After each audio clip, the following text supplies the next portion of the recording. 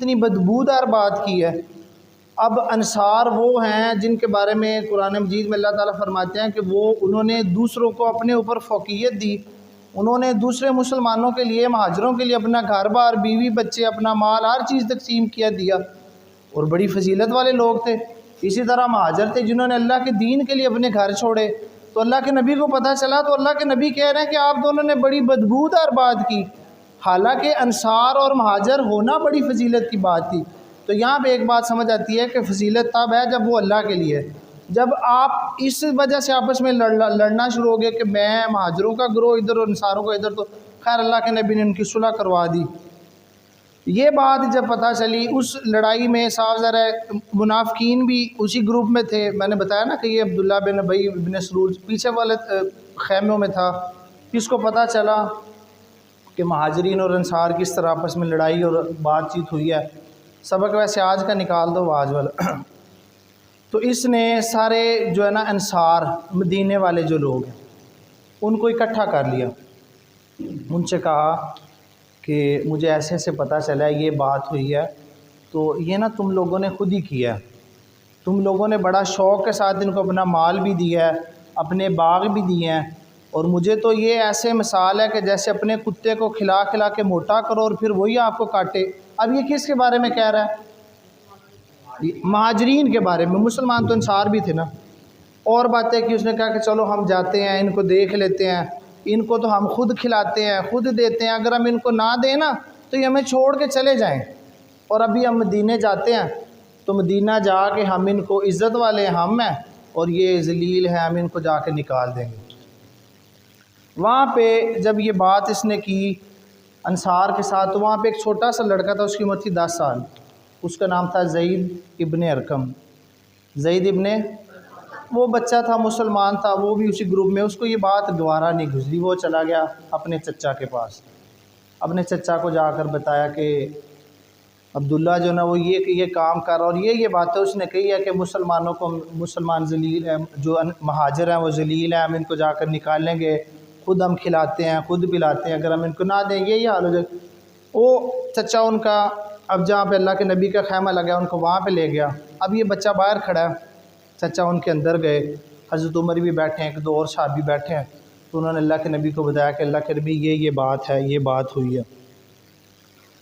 تو حضرت عمر نے کہا کہ اللہ کے نبی اگر آپ مجھے اجازت دینا تو ایک بندے کو میں جانتا ہوں، وہ اس کو نہ قتل کروا دیتے ہیں، اس کو عبداللہ بن ابی کو۔ تو اللہ کے نبی نے کہا نہیں، اگر میں اس کو قتل کروا دوں گا نا تو لوگ کہیں گے کہ محمد اپنے ساتھیوں کو مارتا ہے، محمد اپنے ساتھیوں کو قتل کرواتا ہے۔ خیر وہ اللہ کے نبی نے، جب وہ ان کے چچا نے بتا دیا تو ان کا ٹھیک ہے، انہوں نے اللہ کے نبی نے اس کو بلایا، پھر عبداللہ بھائی کو بلا لیا اپنے خیمے میں، اور اس کو پوچھا کہ یہ بات تم نے کی ہے؟ اس نے کہا میں تو اللہ کی قسم اٹھاتا ہوں، آپ اللہ کے نبی ہیں، میں کیسے ایسی بات کر سکتا ہوں، جھوٹا تو یہ تھا۔ تو اللہ کے نبی نے اس کی بات مان لی، اس کو کوئی روک ٹوک نہ کیا، اگرچہ اللہ کے نبی کو پتہ تھا لیکن اس میں حکمت تھی، اللہ کے نبی لڑائی فساد چاہتے نہیں تھے۔ اب وہ بچہ خیمے کے باہر کھڑا ہوا ہے، یہ آیا، یہ نکل گیا، تو اب اس بچے کو احساس ہوا کہ اللہ کے نبی نے تو اس کو کچھ بھی نہیں کہا، مطلب یہ ہے کہ اللہ کے نبی نے میری بات کو سچا نہیں سمجھا اور اس کی بات کو سچا سمجھ لیا، بچہ یہ سمجھا، اس کو کچھ نہیں کہا، لیکن اس میں اللہ کے نبی کی کوئی حکمت تھی۔ تو جب وہ چلا گیا، عبداللہ بن ابی چلا گیا، پھر نیچے سے پیچھے سے وہ بچہ، وہ بھی بڑا غمگین ہوا، جا کے اپنے خیمے میں وہ بیٹھ گیا، اور بڑا وہ کہتا ہے کہ مجھے بڑا ہی دکھ لگا کہ میری بات کا اللہ کے نبی نے یقین نہیں کیا۔ اتنی دیر میں کیا ہوا کہ وحی آ گئی۔ وحی میں کیا آئی؟ سورۃ منافقون، سورۃ، اس کی 11 آیات ہیں۔ 11 کی 11 آیات میں اللہ تعالیٰ نے جو عبداللہ بن ابی نے کہا تھا نا، ان ساری باتوں کا جواب دیا تھا۔ اللہ نے کہا، یہ آیا تھا اللہ کے نبی کے پاس اور اس نے قسم اٹھائی تھی، اللہ نے کہا کہ جو آپ کے پاس آتے ہیں قسم اٹھاتے ہیں کہ آپ اللہ کے رسول ہیں، وہ نہیں مانتے، اللہ جانتا ہے آپ رسول اللہ کو دل سے نہیں مانتے، جو کہتے ہیں کہ ہم عزت والے ہیں وہ ذلیل ہیں، اور جو کہتے ہیں ہم آپ کو مدینے سے، اللہ نے ساری اس کی باتوں کا جواب دیا، یعنی کہ اللہ نے اپنے نبی کو بتا دیا کہ یہ جھوٹا ہے اور یہ بچہ ٹھیک ہے۔ اب جب یہ وحی آگے، اللہ کے نبی نے اس چھوٹے بچوں کو بلایا، کیا نام تھا اس کا؟ زید ابن ارقم، اس کو بتایا، اس کو یہ جب تلاوت کر کے سنائی سورۃ منافقین کی، وہ بچہ بڑا خوش ہو گیا، اور یہ سارا سارا جو قافلہ ہے نا وہ یہ پڑھ رہا ہے۔ اچھا اب یہ واقعہ ہے، تو اس کی روش اس کا کام یہی تھا، لیکن اس غزوے میں یہ واقعہ ہوا۔ اب آج جو ہم نے پڑھنا ہے نا وہ کیا ہے؟ واقعہ افق۔ واقعہ افق کا مطلب ہوتا ہے ٹیڑھ پن، کسی بات میں، درست بات میں غلط بات کو ملا دینا۔ تو جب یہ سارا واقعہ ہوا نا، تو اب اس کو صاف ذرا مسلمان وہ پڑھ رہے ہیں اور اللہ کا جواب بھی آ رہا ہے، مطلب تلاوت کر رہے ہیں، تو اس کو پتہ تو چل گیا کہ اللہ نے اپنے نبی کو بتا دیا، اور مسلمانوں کو بھی پتہ چل گیا۔ خیر اللہ کے نبی نے کچھ اس کے لیے وہ نہیں کیا۔ اس کا ایک بیٹا تھا، وہ ٹھیک مسلمان تھا، اس نے کہا اللہ کے نبی اگر آپ مجھے کہیں نا، بجائے اس کے کہ کوئی اور آدمی میرے باپ کو قتل کرے، میرے اندر پھر بھی کچھ غیرت ہے، میں ایسا نہ ہو کہ میں پھر اس آدمی کو قتل کر دوں اور اس کے بدلے میں میرے لیے جہنم ہو جائے، آپ مجھے حکم دیں میں اس کو قتل کرتا ہوں۔ اللہ کے نبی نے کہا نہیں کوئی بات نہیں، رہنے دو۔ تو ابھی یہ سارا مطلب کہ یہی قافلہ چل رہا ہے۔ اس کے بعد ایک دفعہ کا ذکر ہے کہ اسی قافلے میں واپسی پہ، اس جو آیا نا غزوہ، اس سے واپسی پہ اب کیا ہوا کہ اللہ کے نبی کی یہ عادت ہوتی تھی کہ جب بھی وہ کبھی سفر پہ جاتے، چاہے وہ جنگ کا سفر ہوتا ہے یا کوئی بھی سفر ہوتا، وہ اپنی ایک بیوی کو ساتھ لے کر جاتے، اور کیسے فیصلہ کرتے، وہ قرعہ ڈالتے، ٹوکری میں تیر رکھے ہوتے، تیروں پہ مختلف نام لکھے ہوتے، اٹھاتے، جس کا نام آ جاتا وہ اس کو ساتھ لے جاتے۔ تو اس جو غزوہ تھا، اس میں امی عائشہ جو تھی نا، حضرت عائشہ رضی اللہ تعالیٰ عنہ، وہ اللہ کے نبی کے ساتھ سفر پہ تھیں۔ تو ہوتا یہ تھا کہ قافلہ 2 دفعہ رکتا تھا، ایک دفعہ دن کو اور ایک دفعہ رات کو۔ اب میں آپ کو واقعہ افق سنانے لگا ہوں، وہ اسی غزوے کے واپسی کا واقعہ ہے۔ یہ واقعہ جو میں نے سنایا نا پہلے، عبداللہ بن ابی اور یہ سورۃ منافقون والا، یہ ہو چکا تھا، اور اس کو بڑا دکھ تھا اس بات کا کہ میرے ساتھ کیا ہوا، کیا کتنی میری بے عزتی ہوگی۔ اب قافلہ رکا ہے رستے میں رات کے وقت، تو اب وہاں پہ ایک تو قافلے کا ہوتا ہے، وہاں پہ کوئی واش روم کا نظام بھی نہیں تھا، ویسے ہی عرب گھروں سے باہر جایا کرتے تھے، تو یہ ویسے ہی جنگی مہم پر گئے ہوئے تھے۔ تو امی عائشہ جو ہے نا، وہ اپنی قضائے حاجت کے لیے دور چلی گئیں قافلے سے اتر کے، ان کے اونٹ کے اوپر جیسے ڈولیاں ہوتی ہیں نا، کبھی آپ نے دیکھی ہوگی، وہ ہوتی تھی، اس میں وہ ہوتی تھی، تو وہ نکلی وہاں سے، وہ دور چلی گئیں قضائے حاجت کر کے۔ جب وہ واپس آئیں تو انہوں نے ایسے اپنے سینے پہ ہاتھ لگایا، تو انہوں نے ایک ہار پہنا ہوا تھا، ان کا وہ ہار گم ہو گیا۔ وہ انہوں نے اپنی، یہ بھی آتا ہے کہ اللہ کے نبی نے دیا تھا، اور یہ بھی آتا ہے کہ انہوں نے اپنی جو بہن تھی نا، اس سے ادھار لیا تھا۔ جب انہوں نے دیکھا کہ میرا تو ہار ہی نہیں ہے، وہ واپس چلی گئیں اس جگہ پہ، اور رات تھی، وہ انہوں نے بڑی مشکل سے وہ ہار ڈھونڈ کے وہ کہاں پہ آ گئیں، واپس اسی جگہ پر آ گئی جہاں پہ وہ قافلہ تھا۔ لیکن اب جب وہ واپس آئی تو وہ قافلہ وہاں پر، یہ حضرت عائشہ نے لمبی حدیث بتائی ہے، میں اس کا آپ کو خلاصہ اور اختصار کے ساتھ بتا رہا ہوں، اور وہ بتاتی ہیں کہ میں تب چھوٹی تھی، میری عمر بھی نہیں تھی، میں موٹی بھی نہیں تھی، میرا وزن بھی نہیں تھا، اور اس زمانے میں کھانے پینے کو اتنا غریب تو تھے اللہ کے نبی، اس لحاظ سے آخری عمر میں غزوہ خیبر کے بعد مسلمانوں کے پاس مال ہے، تو کہتے ہیں ہمیں دن میں کھانے کو 1 لقمہ ملتا تھا، کبھی وہ بھی نہیں ملتا تھا، اور میں چھوٹی تھی، مطلب کہ اتنی زیادہ عمر بھی نہیں تھی۔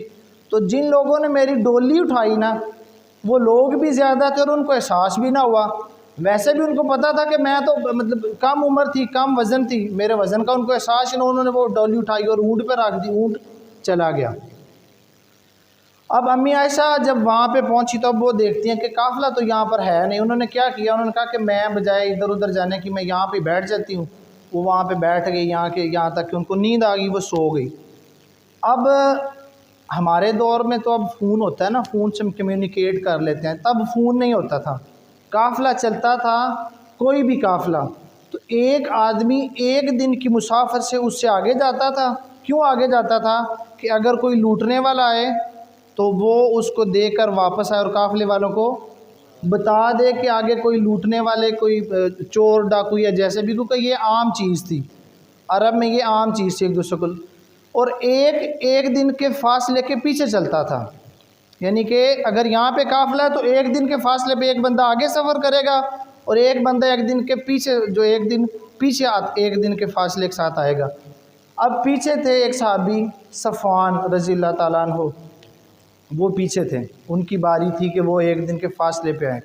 اب یہ آگے چلا گیا قافلہ، تو صفوان رضی اللہ تعالیٰ عنہ جب آئے انہوں نے دیکھا کہ کوئی عورت سو رہی ہے اور اس نے سر پہ وہ ساری چادر لی ہوئی ہے، تو انہوں نے امی عائشہ کو دیکھا ہوا تھا۔ اب پردے کا حکم آ چکا تھا، یہ واقعہ جب ہوا ہے نا پردے کا حکم آ چکا تھا، لیکن پردے کا حکم آنے سے پہلے انہوں نے حضرت عائشہ کو دیکھ لیا ہوا تھا۔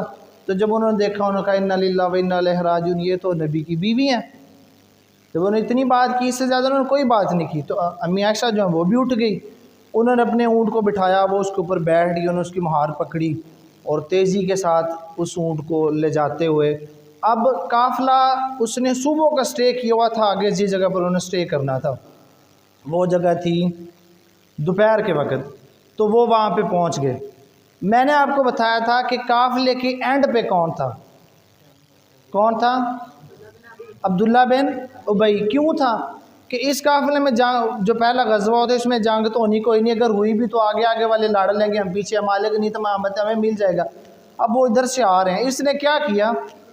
اس نے اب یہ ایسے بیٹھا ہوا ہے کہ اف کے عربی کو اگر ہم عربی کو پڑھیں نا، اور عربی میں اف کا معنی ٹیڑھا پانا، کوئی لمبی چوڑی بات نہیں ہے۔ اس نے اب یہ دیکھ رہا ہے ایسے قافلہ وہ آ رہا ہوں، صفوان رضی اللہ تعالیٰ عنہ آ رہے ہیں اور اس کے پیچھے اس نے اتنا تفاسیر میں آتا ہے کہ اس نے بس اشارہ کیا، اچھا بس ایسے کوئی بات کی، مطلب اب اس کو تھا کہ میں نے اللہ کے نبی کے ساتھ مخالفت بھی کرنی ہے۔ وہ بات نکلتی بات بہت زیادہ پھیل گئی، امی عائشہ پر تہمت لگ گئی بدکاری کی، کہ اب لوگ طرح طرح کی باتیں کر رہے ہیں۔ اچھا اب یہ بات امی عائشہ کو ابھی نہیں پتہ، تو مسلمان اب وہ قافلہ آ گیا امی عائشہ، اور یہ چونکہ میں آپ کو جو سنا رہا ہوں نا یہ حدیث ہے بخاری شریف کی، تو امی عائشہ خود یہ بیان کر رہی ہیں، تو ان کا یہ بیان ہے کہ میں آئی مدینہ میں، آتے ساتھ میں بیمار ہو گئی، 1 مہینہ میں بیمار رہی، تو میں نے نوٹ کیا کہ جب پہلے میں کبھی بیمار ہوتی تھی تو اللہ کے نبی میرا بڑا خیال رکھتے تھے، اب وہ میرا خیال نہیں رکھتے، وہ آتے ہیں میرا پوچھتے ہیں، حال چال پوچھتے ہیں اور چلے جاتے ہیں۔ تو میں نے نوٹ تو اس بات کو کیا، لیکن خیر میں بیمار تھی، میں نے اس کو اتنا نہ کیا۔ تو ایک دن جب ان کا بخار تھوڑا بہتر ہوا تو وہ گھر سے باہر قضائے حاجت کے لیے گئیں، تو مستہ ایک صحابی ہیں، مستہ وہ ابو بکر رضی اللہ تعالیٰ عنہ جو کہ امی عائشہ کے والد ان کے خالہ کے بیٹے تھے، ان کی جو ماں تھی اس کا نام تھا مستہ، اس کے ساتھ وہ باہر گئیں اپنی قضائے حاجت کے لیے، تو جو مستہ ہے نا ان کا پاؤں پھنسا اپنے کپڑے میں، وہ گرنے لگی، جب وہ گرنے لگی نا تو وہ کہتی ہیں برا ہو مستہ کا، مستہ تیرا ستیہ ناش ہوئے، ایسے جو کہتے ہیں۔ اب یہ جو صحابی تھے نا یہ بدری صحابی تھے، تو بدری صحابیوں کے لیے اللہ تعالیٰ نے بڑی فضیلت کا اعلان کیا، تو حضرت عائشہ کہتی ہیں کہ مستہ آپ کو کیا ہوا ہے؟ وہ تو بدری صحابی ہیں۔ تو انہوں نے کہا کہ آپ کو نہیں پتہ کہ وہ آپ کے بارے میں کیا باتیں کرتا ہے۔ اب یہ بات سارے لوگوں میں پھیل گئی تھی، مدینے میں یہ لوگ بات کر رہے ہیں، منافقین بھی بات کر رہے ہیں، مسلمان بھی پریشان ہے کہ یہ کیا ہو رہا ہے۔ اللہ کے نبی کو اس کا بات کا پتہ ہے، لیکن اللہ کے نبی نے حضرت عائشہ کو یہ بات نہیں بتائی، تو مستہ نے یہ ساری بات حضرت عائشہ کو بتا دی۔ اب وہ کہتی ہیں کہ میں تو بڑی پریشان، میں بڑی حیران، میں گھر آئی تو گھر آ کے میں نے نبی کریم صلی اللہ علیہ وسلم سے اجازت لی کہ میں نے نا اپنے والدین کے گھر جانا ہے۔ کیوں جانا؟ کہ میں جا کے پوچھوں، مجھے پتہ چلے کہ یہ جو بات میرے بارے میں ہو رہی ہے یہ واقعی ہو رہی ہے۔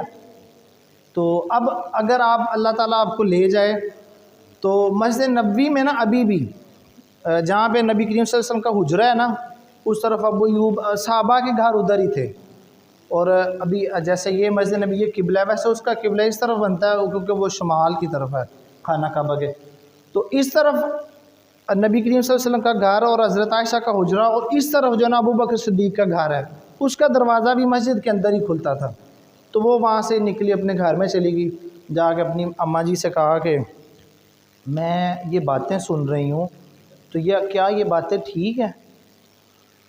تو انہوں نے کہا کہ تم اپنا دل ہلکا کرو، پریشان نہ ہو، جہاں پہ اتنی شوقنے ہوں اور پھر اس کا میاں اس سے محبت بھی کرتا ہو تو لوگ ایسی باتیں کرتے ہی ہیں۔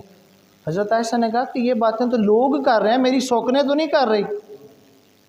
خیر وہ چپ رہیں، اب ان کو پتہ چلا، احساس ہو گیا کہ واقعی یہ بات ہے۔ وہ کہتی میں 2 دن روتی رہی، مسلسل 2 دن میں روتی رہی کہ کیا بات ہو گئی ہے، کیا واقعہ ہو گیا، اور 1 مہینہ ہو گیا یہ باتیں میرے بارے میں لوگ کر رہے ہیں۔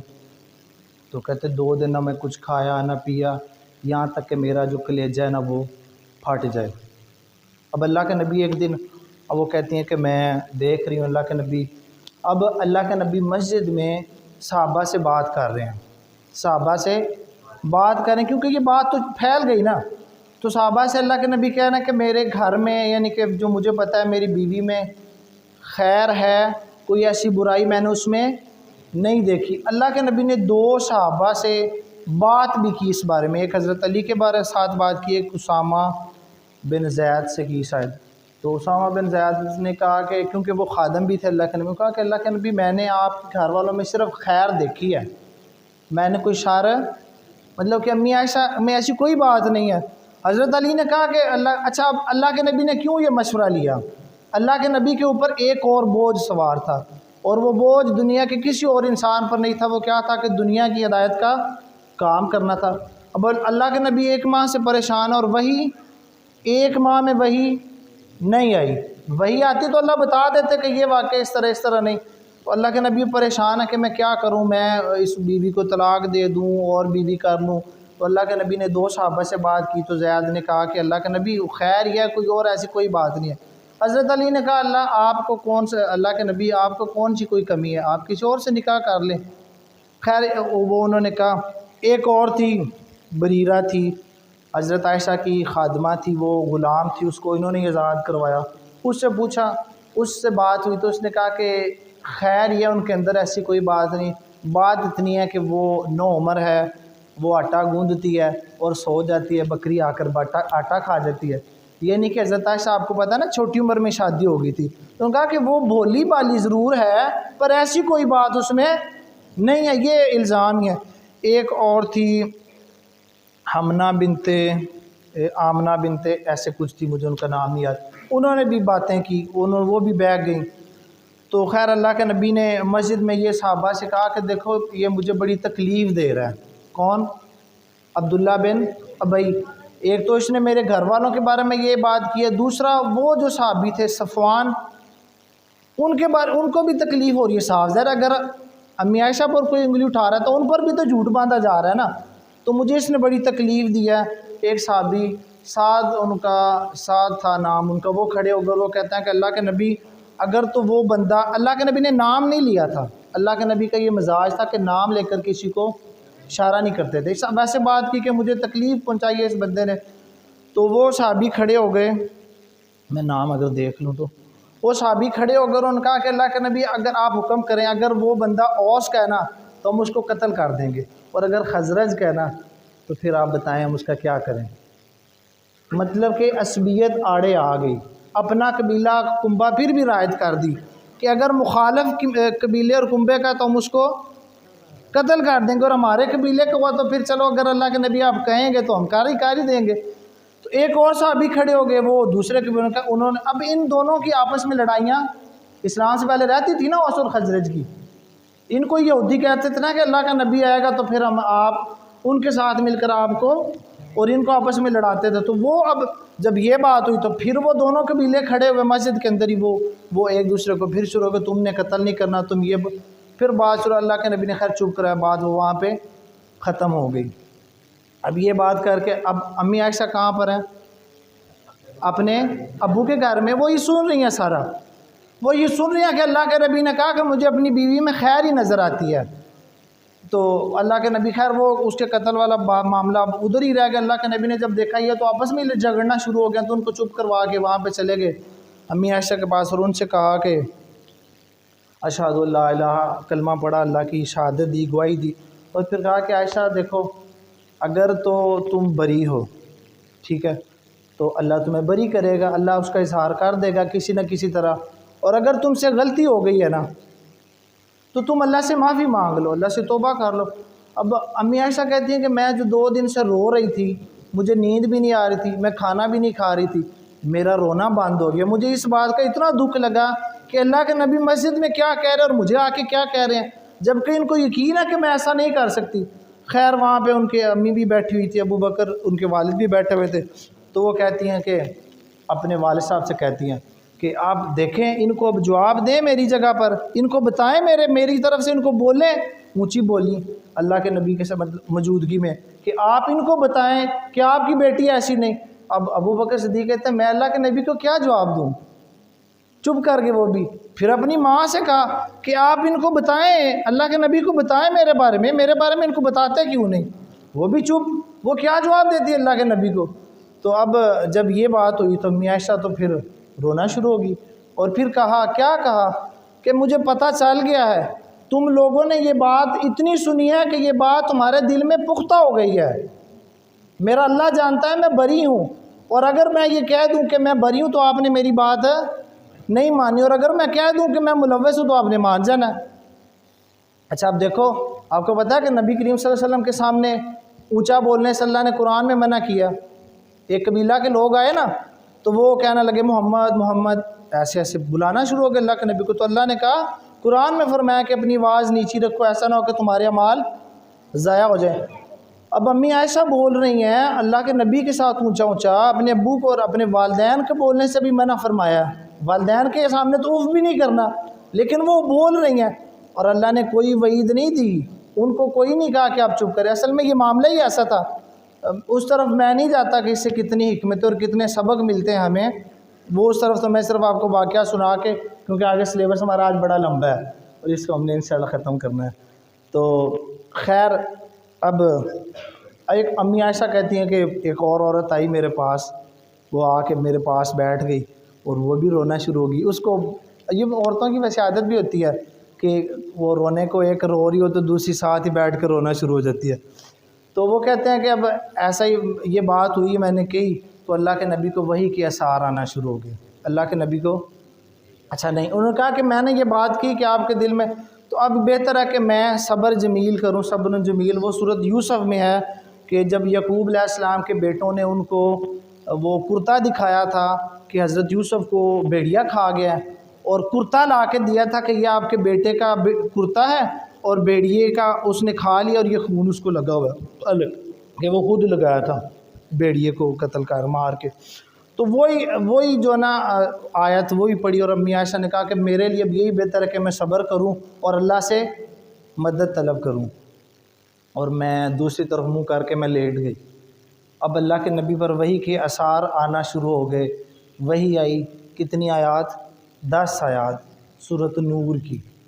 تو اللہ کے نبی جب وحی آ گئی تو اللہ کے نبی اٹھے اور خوش ہو گئے نا، مسکراتے ہوئے کہا کہ عائشہ خوش ہو جاؤ، اللہ تعالیٰ نے آپ کی برات کا اعلان کر دیا۔ وہ انہوں نے کوئی بات نہ سنی، ایک دفعہ دو دفعہ بیٹھی رہیں، مطلب لیٹی رہیں۔ تو جب ان کی امی ہیں وہ کہتی اٹھو ابھی اب جاؤ اللہ کے نبی کو جا کر بتاؤ اور ان سے بات کرو۔ کہتی میں کیوں بات کروں، میں کیوں ان کا شکریہ ادا کروں، میں تو اپنے اللہ کا شکریہ ادا کروں گی جس نے میری پاک دامنی کی گواہی دے دیا۔ اور وہ اتنا خوش ہوئیں، وہ کہتی ہیں کہ میرا یہ خیال نہیں تھا، میرا یہ گمان نہیں تھا کہ میرا اللہ میرے لیے قرآن مجید کی 10 آیات، میں یہ سوچتی تھی کہ خواب آ جائے گا اللہ کے نبی کو، خواب آ جائے گا اللہ کے نبی کو، 10 آیات میرا اللہ میرے لیے نازل کر دے گا۔ اصل میں بہت ساری حکمتیں ہیں، ساری چھوڑ کے ایک بتا رہا ہوں کیوں اللہ نے یہ کیا۔ اللہ کو پتا تھا کہ بہت سارے بدبخت لوگ امی عائشہ پر انگلیاں اٹھائیں گے، آپ اٹھاتے ہیں، آپ کو پتہ ہے ہمارے اندر، ہمارے ملک کے اندر ایک کمیونٹی ایسی ہے جو انگلیاں اٹھاتی ہیں، تو اللہ نے ان کی پاک دامنی کو قرآن میں محفوظ کر دیا کہ قیامت تک وہ پڑھا جائے اور وہ محفوظ رہے۔ بہرحال اللہ تعالیٰ ان کو ہدایت دے، یہ لوگ کچھ کرتے ہیں۔ تو خیر اللہ نے ان کی پاک دامنی کا وہ اعلان کر دیا، اللہ کے نبی بھی خوش ہو گئے، اور اس طرح یہ واقعہ عفق جو ہے نا یہ ختم ہو۔ سبق یہ ہے کہ کسی عورت پر تو اب اس میں اگر صرف ایک لفظ اف کو ہم لے لیں نا، اس کو ایکسپلین کرنا شروع کر دیں تو ہم یہ دیکھتے ہیں کہ ہمارے اندر بڑی ساری برائیاں ہیں۔ دیکھو مکہ میں یہ سلسلہ ہوتا تھا کہ کبھی کبھی وحی جو نا منقطع ہو جاتی تھی، مدینہ میں تواتر کے ساتھ وحی آتی تھی، اور ایک ماہ کے لیے اللہ کے نبی نے اس طرح کی اور ان ہدایات کا انتظار کیا تھا۔ دیکھو اللہ تعالیٰ نے جب کعبے کی حرمت کا کہا تھا نا تو تب اللہ نے اپنے نبی کو خواب دکھایا تھا، لیکن جب ایک عورت کی حرمت کی بات آئی نا اور کسی کی عزت کی بات آئی تو اللہ نے 10 آیات نازل فرمائی، اور پھر حضرت عائشہ نے اپنے والدین سے بھی اونچی بات کی، نبی کریم صلی اللہ علیہ وسلم سے بھی بات کی، لیکن اللہ نے یہ نہیں کہا کہ وہ کیوں اونچی بول رہی ہے، اللہ نے کہا کہ وہ ٹھیک ہے، اللہ نے ان کی برات کا اعلان کیا۔ یہ نکالو، یہ کوئی بچہ ذرا پڑھے اس کو، بس میرا خیال یہ ہاں یہ غزوہ کون پڑھے گا اس کو؟ فرحان پڑھو بیٹا آپ جلدی سے، تھوڑا سائڈ پہ ہو جاؤ، ادھر آ جاؤ، باقی پیچھے، اور جلدی پڑھنا ہے، اس کے بعد پھر ہم نے باقی اگلا سبق مستلق۔ پیش آیا جیسا کہ بتایا گیا تھا کہ اس غزوہ منافقین کی بڑی تعداد کتنے افراد جو مسلمانوں کے ہمراہ تھی۔ صحیح بخاری حدیث نمبر سب سے طویل حدیث اس واقعے کی ہے، اس واقعے سے 70 مسائل مختل کیا ہے۔ کتنے مسائل؟ 70 مسائل۔ جو میں کہہ رہا تھا نا کہ حکمتیں نکلتی ہیں اس واقعے میں، اللہ کے کلام میں، قرآن کے ایک ایک الفاظ میں واقعی ڈھونڈنے سے بڑی حکمتیں ملتی ہیں۔ ہم سمجھتے نہیں ہیں، ڈھونڈتے نہیں ہیں تو ہم ان کو سمجھ بھی نہیں سکتے۔ یہ پڑھو آگے سے۔ کے ساتھ اس واقعے کو بیان کیا جاتا ہے۔ حضرت عائشہ صدیقہ رضی اللہ عنہا کی حدیث اس بارے میں یہ کہتی ہے کہ اللہ کے رسول صلی اللہ علیہ وسلم جب سفر کا ارادہ کرتے تو فرقہ ڈالتے، اس دفعہ پورا میں میرا نام نکلا، جب قرہ ڈالتے، جب میرا نام نکلا، جب غزوہ بنی مصطلق سے واپسی آ رہے تھے تو میں اپنے خیمے سے دور قضاء حاجت کے لیے گئی۔ وہاں میرا ہار گم یا اس کو تلاش کرنے میں کافی وقت لگ گیا۔ جب واپس آئی تو قافلہ جا چکا تھا، میرا وزن بھی تب بہت کم تھا۔ انہوں نے سمجھا یہ میں اپنے ڈولی میں، انہوں نے ڈولی اونٹ پر رکھی اور چل پڑے۔ کہتی ہے کہ میں نے اپنے خیمے کی جگہ تلاش کی اور وہاں بیٹھ گئے، اس کے خیال ہے کہ وہ مجھے ڈھونڈ پائیں گے اور تلاش میں واپس آئیں گے۔ میری آنکھ لگ گئی، اتنے میں مجھے ان اللہ و انا الیہ راجعون کے بعد میں نے دیکھا تو حضرت عثمان بن معطل سلمی انہوں نے اپنی اونٹنی مٹھائی، انہوں نے اپنی اونٹنی مٹھائی میں سوار ہو گئے اور وہ چل پڑے۔ انا للہ و انا الیہ راجعون کے علاوہ میں نے ان کو بات سنائی، انہوں نے جب دوپہر کے وقت ہم قافلے کے پاس پہنچے تو عبداللہ بن ابی اور دیگر کچھ لوگوں نے مجھے الزام لگا دیا، کہتے ہیں ہم مدینے آئے تو میں بیمار ہو گئی، لوگ میرے بارے میں باتیں کرتے ہیں مگر مجھے کچھ علم نہیں تھا۔ ایک مرتبہ ام مصطح کے ساتھ حاجت کے لیے نکلی، انہیں ٹھوکر لگی تو انہوں نے کہا تاس مستہ ہلاک ہو جائے، کہتی ہے میں نے ٹوک دیا، ٹوک دیا کہ بدر میں شریک و شخص کو بد دعا دے رہی ہے۔ تو انہوں نے کہا بیٹی کیا تجھے نہیں پتہ؟ اس نے کہا تھا کچن کیا پانی لے کے، میں نے پوچھا کیا پانی تھا؟ کچن انہوں نے میں الزام ادھر تراشیوں کچن کے بارے بنا، میں بتایا۔ کہتی ہے میں سخت پریشان ہو گئی اور رسول اللہ صلی اللہ علیہ وسلم سے اپنے والدین کے گھر جانے کی آپ نے اجازت دی، آپ نے مجھے اجازت دی اور میں وہاں چلی گئی تاکہ اپنے والدین سے لوگوں کی باتوں کی تصدیق کروں۔ کہتی ہے میں بے گناہ تھی، مجھے یقین تھا کہ اللہ ضرور میری بے گناہی کو ثابت کر دے گا اور میں مسلسل دن رات رو کر گزار رہی تھی۔ رسول اللہ صلی اللہ علیہ وسلم تشریف لے فرمایا، قال علیہ چلو اس کو چھوڑ دو، آگے کر دو۔ اللہ سبحانہ و تعالیٰ نے آپ کی شان و برات میں قوت نور کی ان آیات کو نازل کیا۔ ان اللہ جاؤ بالعفق، ان الذین جاؤ بالعفق عصبۃ منکم لا تحسبوہ شرا لکم بل ہوا خیر لکم لکل امرئ منکم ما اکتسب من رسول اللہ صلی اللہ علیہ وسلم کی غزوہ خندق۔ دوسرا موضوع آ گیا، ٹھیک ہے۔ تو یہ جب یہ غزوہ احزاب آپ کو پتہ ہوا تھا، کون سا والا غزوہ احزاب؟ خندق والا، جس میں خندق ہوتی تھی، تو اس میں آپ کو پتہ کہ کفار کے ساتھ بہت سارے اور چھوٹے چھوٹے قبائل بھی تھے۔ تو اللہ کے نبی نے پھر اس کے بعد کچھ جو جن قبائل نے اس میں حصہ لیا تھا ان کے خلاف کارروائی کی۔ رسول اللہ اس طرف پڑھ لیتے ہیں آگے، جو نا وہ حدیبیہ والا واقعہ آئے گا، صلح حدیبیہ والا۔ رسول اللہ کی غزوہ خندق کے بعد بہترین حکمت عملی کے جو قبائل احزاب میں شریک تھے، ایک ایک کر کے ان کی طرف سرایہ کو روانہ کیا اور بعد میں خود بھی نکلے، یعنی کہ کچھ صحابہ کی جماعتیں اور کچھ میں خود گئے تاکہ ان سے بدلہ لیا جا سکے۔ ربیع الاول سن 6 ہجری میں اللہ کے رسول غزوہ بنی لحان میں نکلے، آپ نے حملہ کیا اور پورا قبیلہ بکھر گیا۔ ربیع الاول سن 6 ہجری میں ہی حضرت عکاشہ بن محصن کی قیادت میں بنو اسد کی طرف ایک سریہ بھی بھیجا، وہ بھی بھاگ گئے۔ ربیع الاخر سن 6 ہجری میں محمد بن مسلمہ کو بنو سالبہ کی طرف بھیجا جو کہ غطفان سے تھے۔ ربیع الاخر سن 6 ہجری میں ذی القصہ کی طرف ابو عبیدہ بن جراح کی قیادت میں ایک سریہ بھیجا، انہوں نے حملہ کیا اور مال غنیمت بھی لائی۔ یہ بس چھوٹے چھوٹے سریے اور غزوات آگے کرو، وہ پہلے وہ پڑھ لے، پیچھے والا پیج۔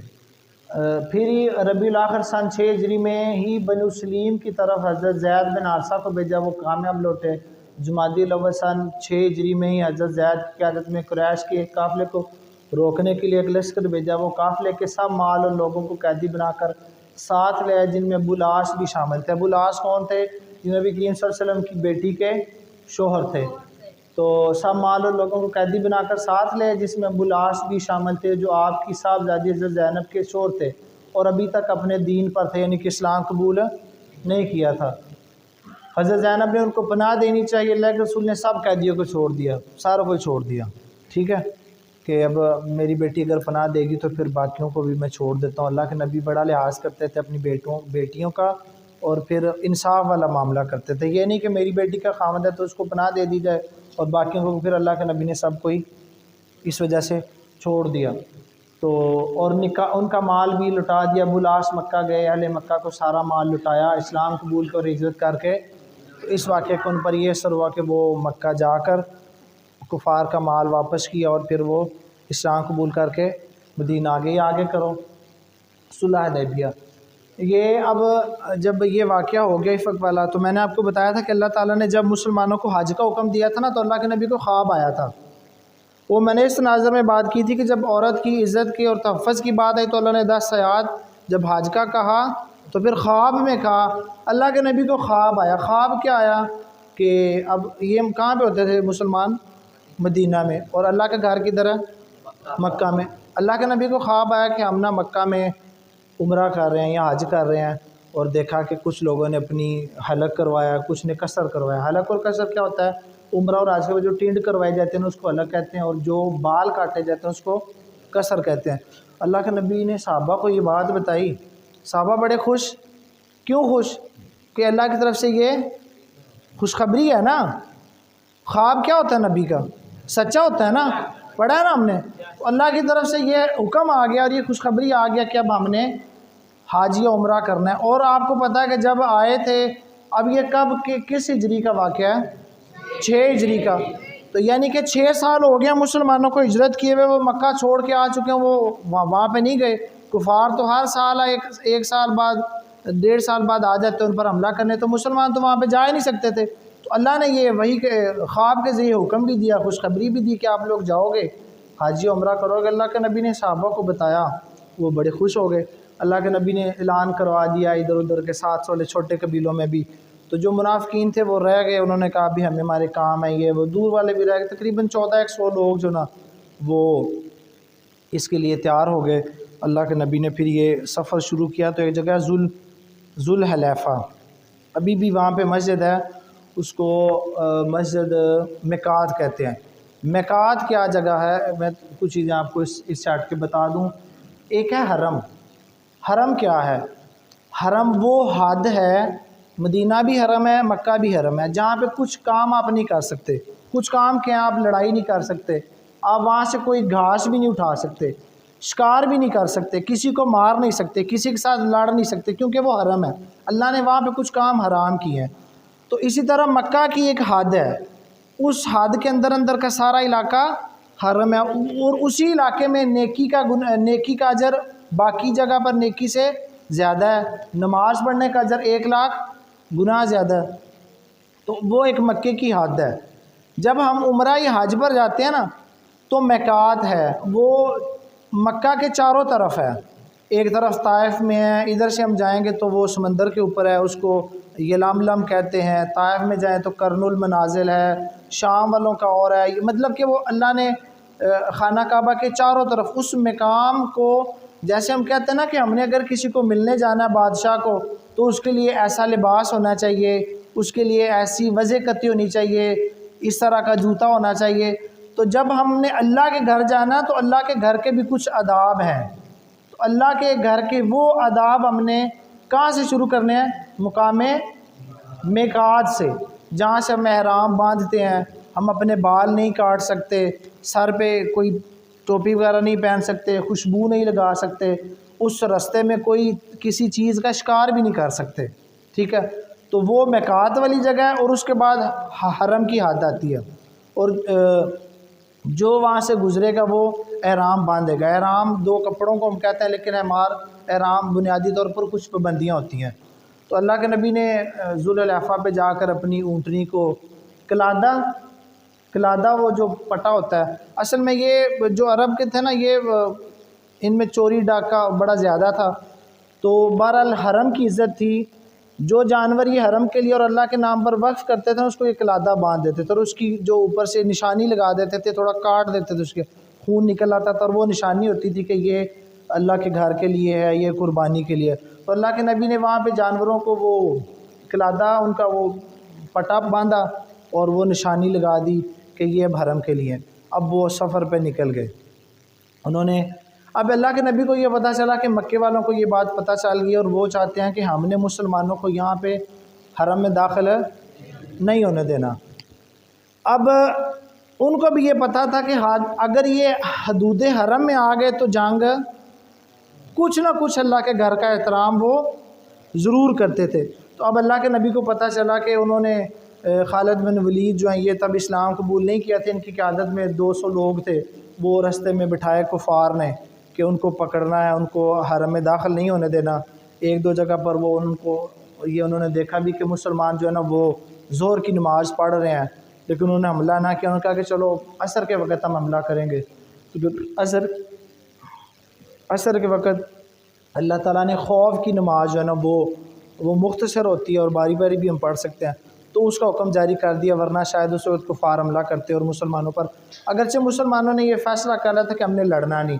اب یہ ہے کہ کفار کے ساتھ اطراف کے چھوٹے چھوٹے قبیلے بھی مل گئے کہ ہم نے مسلمانوں کو مکہ میں داخل نہیں ہونے دینا. اللہ کے نبی نے صحابہ سے پوچھا کہ ہم کیا کریں، ہم جو یہ ساتھ والے ادھر ادھر والے قبیلوں والے ان کے ساتھ مل رہے ہیں نا، ان کو پکڑ لیں، ان کے ساتھ جنگ کریں. تو ابو بکر صدیق رضی اللہ تعالیٰ عنہ نے کہا کہ ہم عمرہ کرنے آئے ہیں، ہم اللہ کے گھر جانے لگے، ہم نے لڑنا نہیں، ہم نے جنگ نہیں کرنی. اللہ کے نبی نے کہا ٹھیک ہے ہم نہیں کرتے، چلتے ہیں دیکھتے ہیں کیا ہوتا ہے. خیر اللہ کے نبی رستہ تبدیل کرتے کرتے وہاں پہ پہنچ گئے. رستے میں کچھ لوگ مکے کے ارد گرد ایسے تھے کہ جو مسلمانوں کے ساتھ اپنے دل میں نرم گوشہ رکھتے تھے. ان میں ایک تھا، اس کا نام تھا بدیل. کدھر ہے میں دیکھ لیتا ہوں.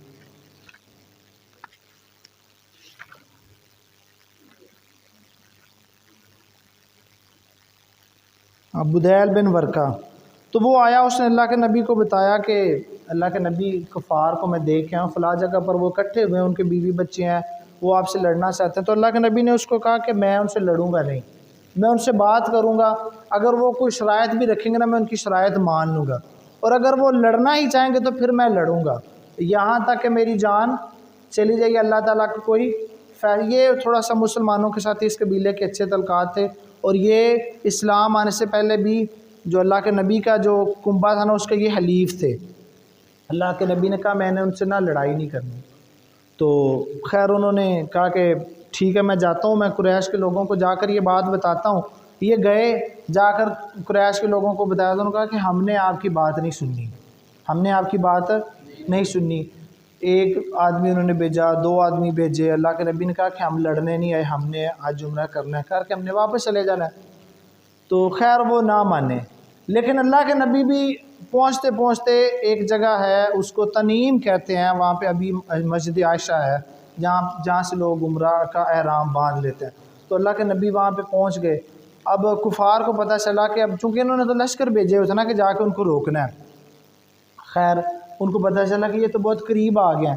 اب ادھر سے باتیں بھی چل رہی ہیں کہ ان سے بات کی جائے، ان کو روک لیا جائے. تو کافروں کے نا تقریباً 70 یا 80 نوجوان جو تھے نا وہ رات کو نقاب پہن کر، اب ان کا بات بھی چل رہی تھی نا، کفار کے ساتھ سفارت کاری بھی ہو رہی تھی کہ آپ ہمیں آنے دو یا ہم آ گئے ہیں. اور یہ کچھ لوگ ایسے تھے جو بڑے اگریسو تھے کہ وہ کہتے تھے کہ ہم، اور ان کو یہ پتہ تھا کہ یہ انہوں نے احرام باندھا ہوا لڑائی نہیں کرنی. وہ لوگ رات کو آ گئے ماسک پہن کر، منہ چھپا کر. لیکن جو مسلمانوں کے وہ تھے گارڈ، ان کا ابو سلمہ تھا، انہوں نے سب کو پکڑ لیا، سب کو پکڑا، ان کے ماسک اتارے، ان کو دیکھ لیا، پتہ چل گیا کہ یہ مکہ والے ہیں، قریش کے ہیں. ان کو واپس اللہ کے نبی نے بھیج دیا، کیونکہ اللہ کے نبی کے دل میں یہ بات تھی کہ ہم نے لڑنا نہیں ہے. لڑنا ہماری آخری جو ہے نا وہ آپشن ہوگی. ہم نے پہلے سکون کے ساتھ آرام سے بغیر لڑائی، احرام بھی باندھا ہوا تھا، احرام میں ویسی لڑائی نہیں کرتے۔ تو جب ان کو یہ پتہ چلا اللہ کے نبی نے چھوڑ دیا، پھر وہ تھوڑے سے نا ان کا جو رویہ نرم ہوا۔ تو ایک ان میں تھا سہیل، انہوں نے کہا کہ آپ جاؤ اور جا کے نا مسلمان، ایک اور آدمی کو انہوں نے اس سے پہلے بھیجا، وہ بھی کافر تھا۔ تو اللہ کے نبی نے کہا کہ یہ جو آدمی آ رہا ہے نا، یہ قربانی کے جانوروں کی بڑی عزت کرتا ہے، آپ قربانی کے جانور کھڑے کر دو اور تلبیہ پڑھنا شروع کر دو۔ تو وہ جب قریب آیا، اس نے دیکھا قربانی کے جانور ان کے پاس ہیں، یہ تلبیہ پڑھ رہے ہیں، اس نے پھر جا کے کفار سے کہا کہ وہ عمرہ کرنے آئے ہیں، حج کرنے آئے ہیں، تو آپ سے لڑنے تو وہ آئے نہیں، آپ ان کو اجازت دے دو۔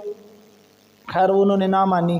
اب انہوں نے جب دیکھ لیا تو پھر بات چلی، اللہ کے نبی نے کہا کہ حضرت عمر فاروق رضی اللہ تعالیٰ عنہ، اب جب یہ 80 یا 70 لوگوں کو پکڑ لیا نا، تو مسلمانوں کا کچھ نہ کچھ رعب ان پر پڑ گیا، اور یہ بیٹھے بھی حد حرم کے بالکل قریب ہے، قریب پہنچ بھی گئے ہیں، اور وہ حملہ بھی نہیں کر پا رہے، کیا بھی ہے تو وہ بھی ناکام کر دیا۔ تو نبی کریم صلی اللہ علیہ وسلم نے کہا کہ آپ حضرت عمر فاروق رضی اللہ تعالیٰ عنہ کو کہا کہ آپ جاؤ اور قریش سے جا کر بات کرو، جیسے اپنا نمائندہ یا سفارتکار بھیجتے ہیں نا کہ آپ ان سے کوئی شرائط طے کرو۔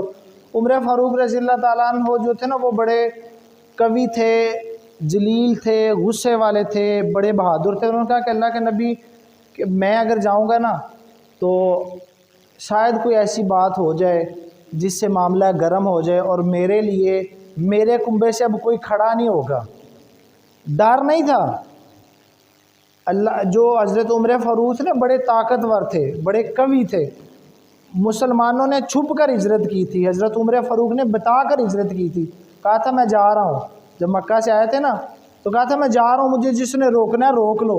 اور ان کے بارے میں کہا جاتا ہے کہ ان کا اونچا لمبا قد تھا، یہ بہت اچھے پہلوان تھے۔ آپ دیکھو، آپ نے کھال دیکھی جانور کی، جانور ذبح کرتے، ذبح کر کے اس کی کھال زمین کے اوپر رکھ کے اس کے اوپر ایسے اپنی ٹانگیں رکھ کے کھڑے ہو جاتے، پھر 60 آدمیوں کو، کتنے آدمیوں کو کہتے کہ یہ کھال میرے نیچے سے کھینچو، وہ نہیں کھینچ سکتے تھے۔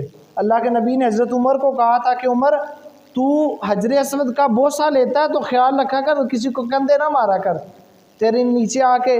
اب آپ کبھی دیکھتے ہو گے کہ حجر اسود میں بڑا رش ہوتا ہے، اور ہم جیسا بندہ وہاں پہ جائے 5 منٹ میں، یقین کریں 20 دفعہ میں گیا تھا نا، اور صرف 2 منٹ نہیں لگتے، جب وہاں سے دھکے کھا کے بندہ نکلتا ہے نا تو یہ نہیں کہ پورا جسم پسینہ، پورے کپڑے گیلے ہو چکے ہوتے ہیں، وہاں پہ اتنا رش اور اتنا زور لگتا ہے، اور بڑے قوی جو ہے نا وہ وہاں سے چیخیں مار کے نکلتے ہیں، تو تب بھی رش ہوتا ہوگا۔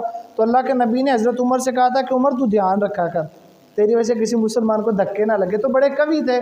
تو انہوں نے کہا کہ اللہ کے نبی مجھے نہ بھیجیں، آپ عثمان غنی رضی اللہ تعالیٰ عنہ کو بھیج دیں، کیونکہ عثمان غنی بھی ان کے تعلق تھے، ساتھ ظاہر رشتہ دار تو تھے نا، اللہ کے نبی کے سارے رشتہ دار ادھر تھے، تو کافروں میں، قریش میں، بنو ہاشم میں، سارے وہاں پر تھے، تو آپ عثمان غنی رضی اللہ تعالیٰ عنہ کو بھیج دیں۔ تو اب عثمان غنی رضی اللہ تعالیٰ عنہ کو انہوں نے بھیجا، وہ گئے، جا کے پہلے انہوں نے جو لوگ پہلے بیٹھے ہوئے تھے نا نوجوانوں سے بات کی، انہوں نے کہا کہ عثمان کدھر جا رہے ہو؟ انہوں نے کہا کہ میں اللہ کے نبی کا پیغام لے کر آیا ہوں اور میں بات کرنے جا رہا ہوں۔ تو انہوں نے کہا کہ آپ نا چلے جائیں۔ وہاں پہ ایک سمجھدار بندہ بیٹھا ہوا، انہوں نے کہا کہ نہیں عثمان آپ آئیں، ان کو انہوں نے اپنے ساتھ بٹھایا اور وہ لے کے ان کو اپنے گھر۔ تو کہا کہ عثمان آپ نے اگر اب آ گئے ہیں نا تو آپ نے اگر طواف کرنا ہے نا تو آپ کر لیں۔ تو عثمان غنی رضی اللہ تعالیٰ عنہ نے کیا کہا؟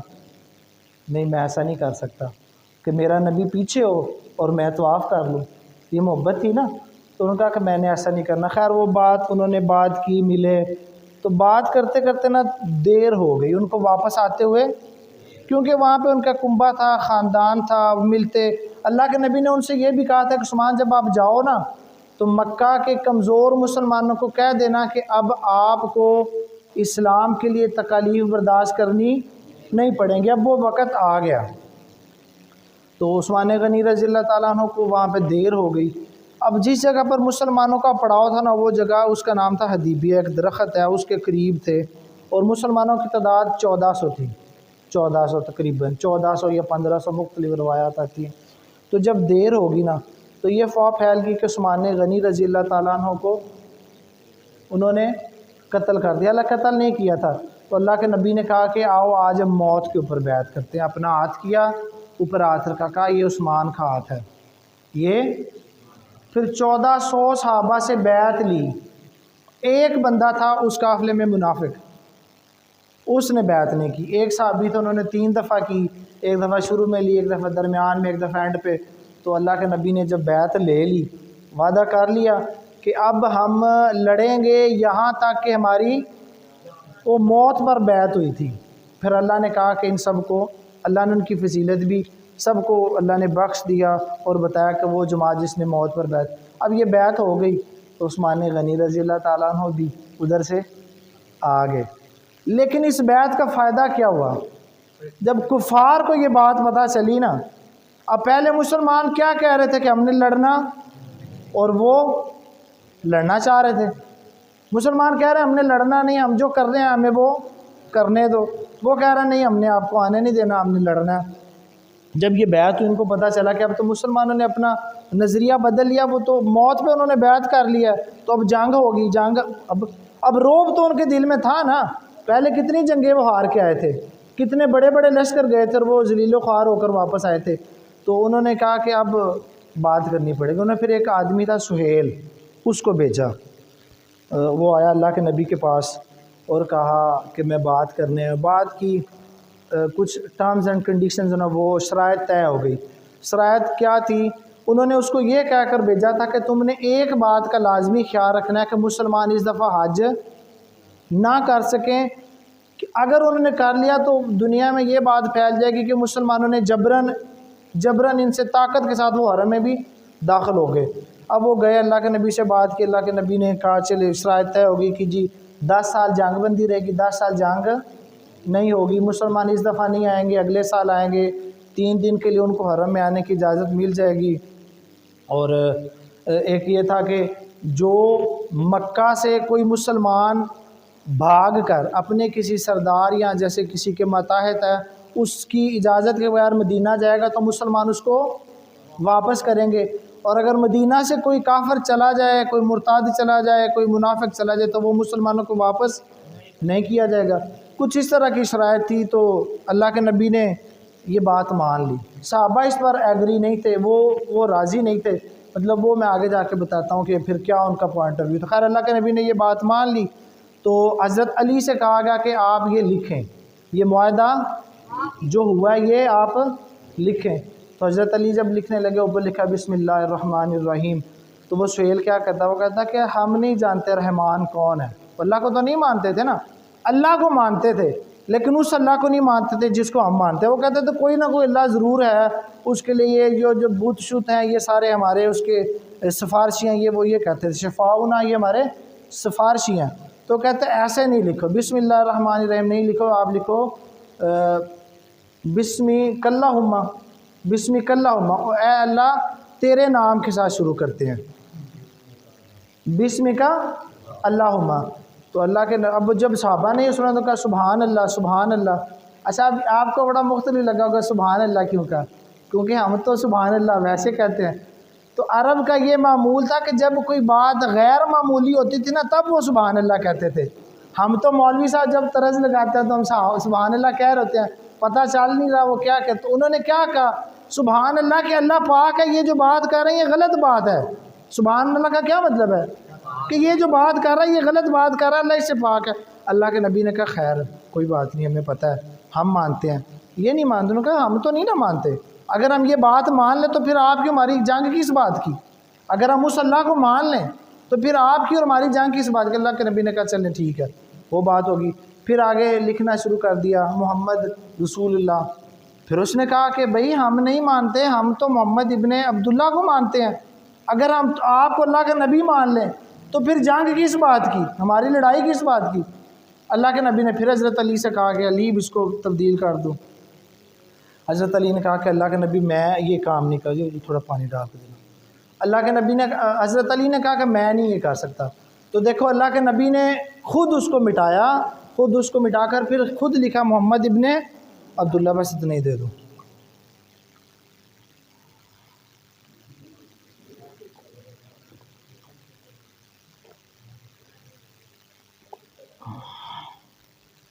خیر شرائط طے ہو گئی، شرائط طے ہو گئی، تو اسی دوران اب یہ لکھا جا رہا ہے، لکھا نہیں گیا پورا، یہ پورا لکھا نہیں گیا، یہ لکھا جا رہا ہے۔ ایک مسلمان تھا، اس کا نام تھا ابو جندل، وہ کفار کی قید میں تھا، انہوں نے اس کو کسی تہہ خانے میں بند کیا ہوا تھا، ان کو صحابی تھے، مسلمان تھے، وہ اس کے بیٹے تھے۔ کس کے بیٹے تھے؟ سہیل کے بیٹے تھے۔ وہ ان کو پتہ چلا کہ مسلمان آئے ہوئے ہیں، وہ ادھر سے کسی طرح بچتے بچاتے نکلتے اپنے آپ کو وہاں سے اس تہہ خانے سے نکالا اور مسلمانوں کے پاس آ کے گر گئے کہ بس اب میں آ گیا ہوں، میں بچ گیا ہوں۔ اللہ کے نبی سے کہا کہ اللہ کے نبی میں آپ کے پاس آ گیا ہوں۔ صحابہ نے بھی دیکھا ان کی بری حالت، جسم پہ زخم، لہو لہان، تو اللہ کے نبی نے کہا کہ آ جاؤ۔ تو سہیل جو تھا نا وہ کہتا تھا کہ وہ کہتا نہیں، اس کا وہ بیٹا تھا، وہ کہتا کہ اللہ کے نبی اگر یہ آپ نے لے کر جانا ہے نا تو یہ پھر معاہدہ نہیں ہوگا۔ اللہ کے نبی نے کہا کہ ابھی تو ہم نے معاہدہ لکھا ہی نہیں ہے۔ اس نے کہا چاہے نہیں لکھا جو بھی ہے یہ آپ کو میں نے نہیں دینا۔ اللہ کے نبی نے کہا میرے لیے اب تم اتنا تو کر سکتے ہو نا۔ اس نے کہا نہیں۔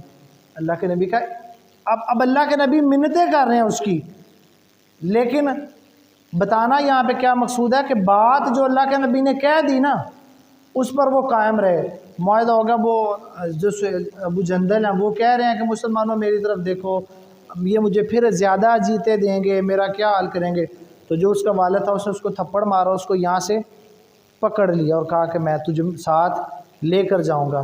صحابہ بھی پریشان کہ اب یہ کیا ہوگا۔ اللہ کے نبی نے خیر کہا کوئی بات نہیں، اس کو کہا کہ تم حوصلہ رکھو، اللہ تمہاری مدد کرے گا اور تمہیں اس پر اجر دے گا۔ خیر اللہ کے نبی نے اس کی منتیں کی، وہ نہیں مانا، تو اس کو وہ لے جانا شروع کر دیا۔ اب یہ معاہدہ بھی لکھ دیا گیا اور اس نے پکڑا اپنے بیٹے کو ساتھ لے گیا۔ عمر فاروق رضی اللہ تعالیٰ عنہ کہتے ہیں کہ میں نے جب دیکھا نا کہ وہ اپنے بیٹے کو لے کے جا رہا ہے تو میں نا اس کے ساتھ ایسے ایسے میں بھی چلنا شروع ہو گیا۔ اب وہ ایسے اس نے پکڑا، وہ لے جا رہا ہے تو میں اپنی تلوار کا دستہ ایسے نکال رہا تھا۔ کیوں نکال رہا تھا؟ کہ اس کا بیٹا کیا کرے، اس کا بیٹا میری تلوار نکال کر اس کو مار دے۔ لیکن وہ کہتے ہیں کہ خیر اس نے اپنے باپ کے ساتھ نرمی والا معاملہ کیا اور اس نے ان کو نہیں مارا۔ خیر اس نے تو خیر مسلمانوں میں یہ معاہدہ ہو گیا۔ اس سے پہلے بھی جب لوگ آ جا رہے تھے نا، ایک واقعہ وہ بھی آپ کو سنا دیتا ہوں، وہ ضروری ہے، وہ بھی ایمان تازہ ہوگا۔ کہ ایک آدمی اور آیا کفار کی طرف سے اللہ کے نبی کے پاس، تو اس نے کہا کہ اللہ کے نبی یہ دیکھیں نا، یہ کوئی فارسی بیٹھا ہوا ہے، کوئی گورا بیٹھا ہوا ہے، کوئی کالا بیٹھا ہوا ہے، کوئی کس قبیلے کا بیٹھا ہوا ہے، کوئی کس قبیلے کا بیٹھا ہوا ہے، تو اگر جنگ ہوگی نا آپ کی ہمارے ساتھ تو ان سب نے بھاگ جانا ہے، ان سب نے بھاگ جانا ہے۔ وہاں پہ کھڑے ہوئے تھے حضرت ابو بکر صدیق رضی اللہ تعالیٰ عنہ، انہوں نے اس کو خوب برے الفاظ کہے اور کہا کہ تو ہمیں کہتا ہے ہم اللہ کے نبی کو چھوڑیں گے؟ تو اس نے کہا کہ یہ کون ہے؟ تو انہوں نے بتایا کہ یہ ابو بکر صدیق رضی اللہ تعالیٰ عنہ ہے۔ تو وہ کہتا ہے کہ اگر آپ نے کبھی میرے اوپر احسان نہ کیا ہوتا نا تو پھر میں آپ کو بتاتا۔ ابو بکر نے کسی دور میں اسلام سے پہلے اس پر کوئی احسان کیا ہوگا۔ پھر ایک اور صحابی تھے، وہ اللہ کے نبی کے اوپر کھڑے تھے، گارڈ تھے۔ تو یہ جب اللہ کے نبی سے بات کرتا ہے نا کہ اللہ کے نبی یہ لوگ آپ کا ساتھ نہیں دیں گے، اس کی وجہ کیا تھی؟ اس کی وجہ یہ تھی، اور یہ بات آج بھی ہے، ہم لڑتے ہیں اپنے قبیلے کی بنا پر، ہم لڑتے ہیں اپنی ذات کی بنا پر، ہم لڑتے ہیں اپنے کسی ایک مقصد کی خاطر۔ اب 4 بندے اس قبیلے سے ہیں، 4 بندے اس قبیلے کی بنا پر، تو وہ لوگ ساری عمر لڑتے رہے تھے۔ یہ بات ان کے دماغ میں آ ہی نہیں سکتی تھی، ان کو ہضم ہی نہیں ہو سکتی تھی کہ 20 قبیلوں کے 20 لوگ اور ہو کر لڑیں، ان کے دماغ میں یہ بات نہیں آتی تھی۔ تو اسی بنا پر وہ کہہ رہا تھا، تو وہ اللہ کے نبی کی داڑھی پکڑ لیتا تھا۔ جب یہ بات کرتا نا تو اللہ کے نبی کی داڑھی پکڑ لیتا۔ اللہ کے نبی کے پاس کھڑا تھا اس کا بھتیجا، اللہ کے نبی کا وہ جب وہ داڑھی پہ ہاتھ رکھتا، وہ تلوار کا دستہ اس کے ہاتھ پہ مارتا، چھوڑ کافر، اللہ کے نبی کی داڑھی کو چھوڑ۔ وہ کہتا ہے یہ کون ہے؟ انہوں نے کہا کہ یہ تیرا بھتیجا ہے۔ تو وہ کہتا ہے اوے بھتیجے، تجھے وہ یاد نہیں ہے کہ میں نے تیرے لیے کیا کیا تھا؟ ان بھتیجے کا واقعہ کیا تھا کہ صاحب ذرا میں نے آپ کو بتایا کہ عرب میں یہ تھی چیزیں، زیادہ تر صحابہ کو اللہ تعالیٰ نے اس بات سے محفوظ رکھا، لیکن بہرحال کچھ لوگ ایسے تھے، وہ جو ان کے بھتیجے تھے، وہ کسی دور میں کسی کے ساتھ ان کی لڑائی ہوئی، انہوں نے ان کا مال لوٹا، مال لوٹ کے وہ اللہ کے نبی کے پاس آ گئے اور اسلام قبول کر لیا۔ تو اللہ کے نبی نے ان سے کیا کہا کہ میں تیرے اسلام کا تو ضامن ہوں، تیرے اس مال کا ضامن ہے۔ تو اس مال کے معاملے میں اس جو آدمی تھا جو اللہ کے نبی کی داڑھی پکڑتا تھا، اس نے ان کو بچوایا تھا۔ تو وہ کہتا ہے تجھے یاد نہیں میرا وہ احسان؟ تو کہتا ہے بہرحال مجھے اللہ کے نبی تم سے زیادہ عزیز ہیں۔ تو خیر یہ اب معاہدہ لکھا جا رہا ہے، معاہدہ لکھ لیا اللہ کے نبی نے، یہ ساری باتیں لکھ کے اب مسلمان کہاں پہ جا رہے ہیں؟ واپس جانا ہے۔ تو اللہ کے نبی نے جب یہ معاہدہ لکھ لیا، کر لیا، اللہ کے نبی نے صحابہ سے کہا کہ آپ لوگ اپنے سر کو منڈوا لو اور اپنے جانور ذبح کر دو۔ تو صحابہ اب چپ، اب ہم کیا کریں؟ صاحب ذرا انہوں نے اس بات کو قبول تو نہیں کیا تھا، ان کو بڑا دکھ تھا کہ اللہ کے نبی نے ہمیں بشارت دی ہے، تو اب یہ کیا ہو گیا، اب ہم جا نہیں رہے آگے۔ تو اللہ کے نبی نے پھر کہا، اللہ کے نبی نے پھر کہا، صحابہ نے کوئی جواب نہ دیا، وہ چپ کر کے بیٹھے رہے۔ اللہ کے نبی اب اس سفر میں اللہ کے نبی کے ساتھ ام سلمہ تھی، ام المومنین۔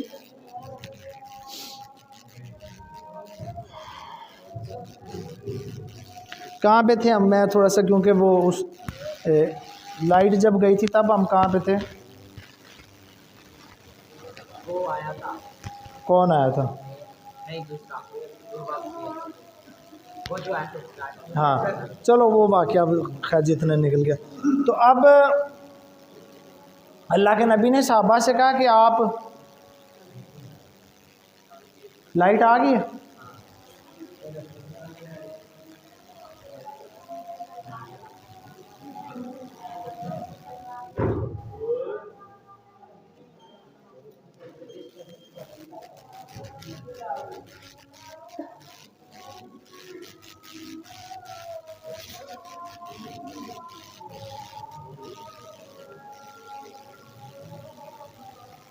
اللہ کے نبی نے صحابہ سے کہا کہ آپ لوگ اپنا سر منڈوا دیں اور جانور ذبح کر دیں۔ تو صحابہ کو اس بات کا بڑا دکھ تھا کہ ہم نے تو 6 سال بعد کعبہ دیکھنا تھا، عمرہ کرنا تھا، یا شاید حج تھا، اس کی وضاحت نہیں مجھے پتہ چلی، میں ڈھونڈتا رہا ہوں تو مجھے ملی نہیں۔ میرا خیال حج ہوگا کیونکہ عمرے پہ ہم جانور ذبح نہیں کرتے، ایسے ہی نا سر جی؟ حج ہوگا کیونکہ عمرے پہ جانور ذبح نہیں کرتے، عمرے پہ صرف سر کو حلق یا قصر کرواتے ہیں۔ تو صحابہ اب چپ بیٹھے ہیں، اللہ کے نبی نے 1 دفعہ کہا، 2 دفعہ کہا، 3 دفعہ کہا، تو صحابہ پریشان ہیں، دکھ ہے کہ واپس جانا ہے۔ اور معاہدے کی جو شکیں کی ہیں نا وہ ظاہراً ایسی ہیں کہ مسلمان جو ہے نا وہ دب گئے ہیں۔ ایسا معاہدہ ہے کہ ہم نے اگلے سال آنا ہے، ہم نے اپنا کوئی مسلمان بھائی آ جائے تو وہ آپ کو واپس کرنا ہے، آپ کا کوئی آ جائے تو ہم نے اس کو واپس نہیں کرنا، کچھ اس طرح کی شکیں تھیں۔ وہ آگے جا کے میں وہ بتاتا ہوں ان میں اللہ کے نبی نے کیا کیا حکمتیں بتائیں۔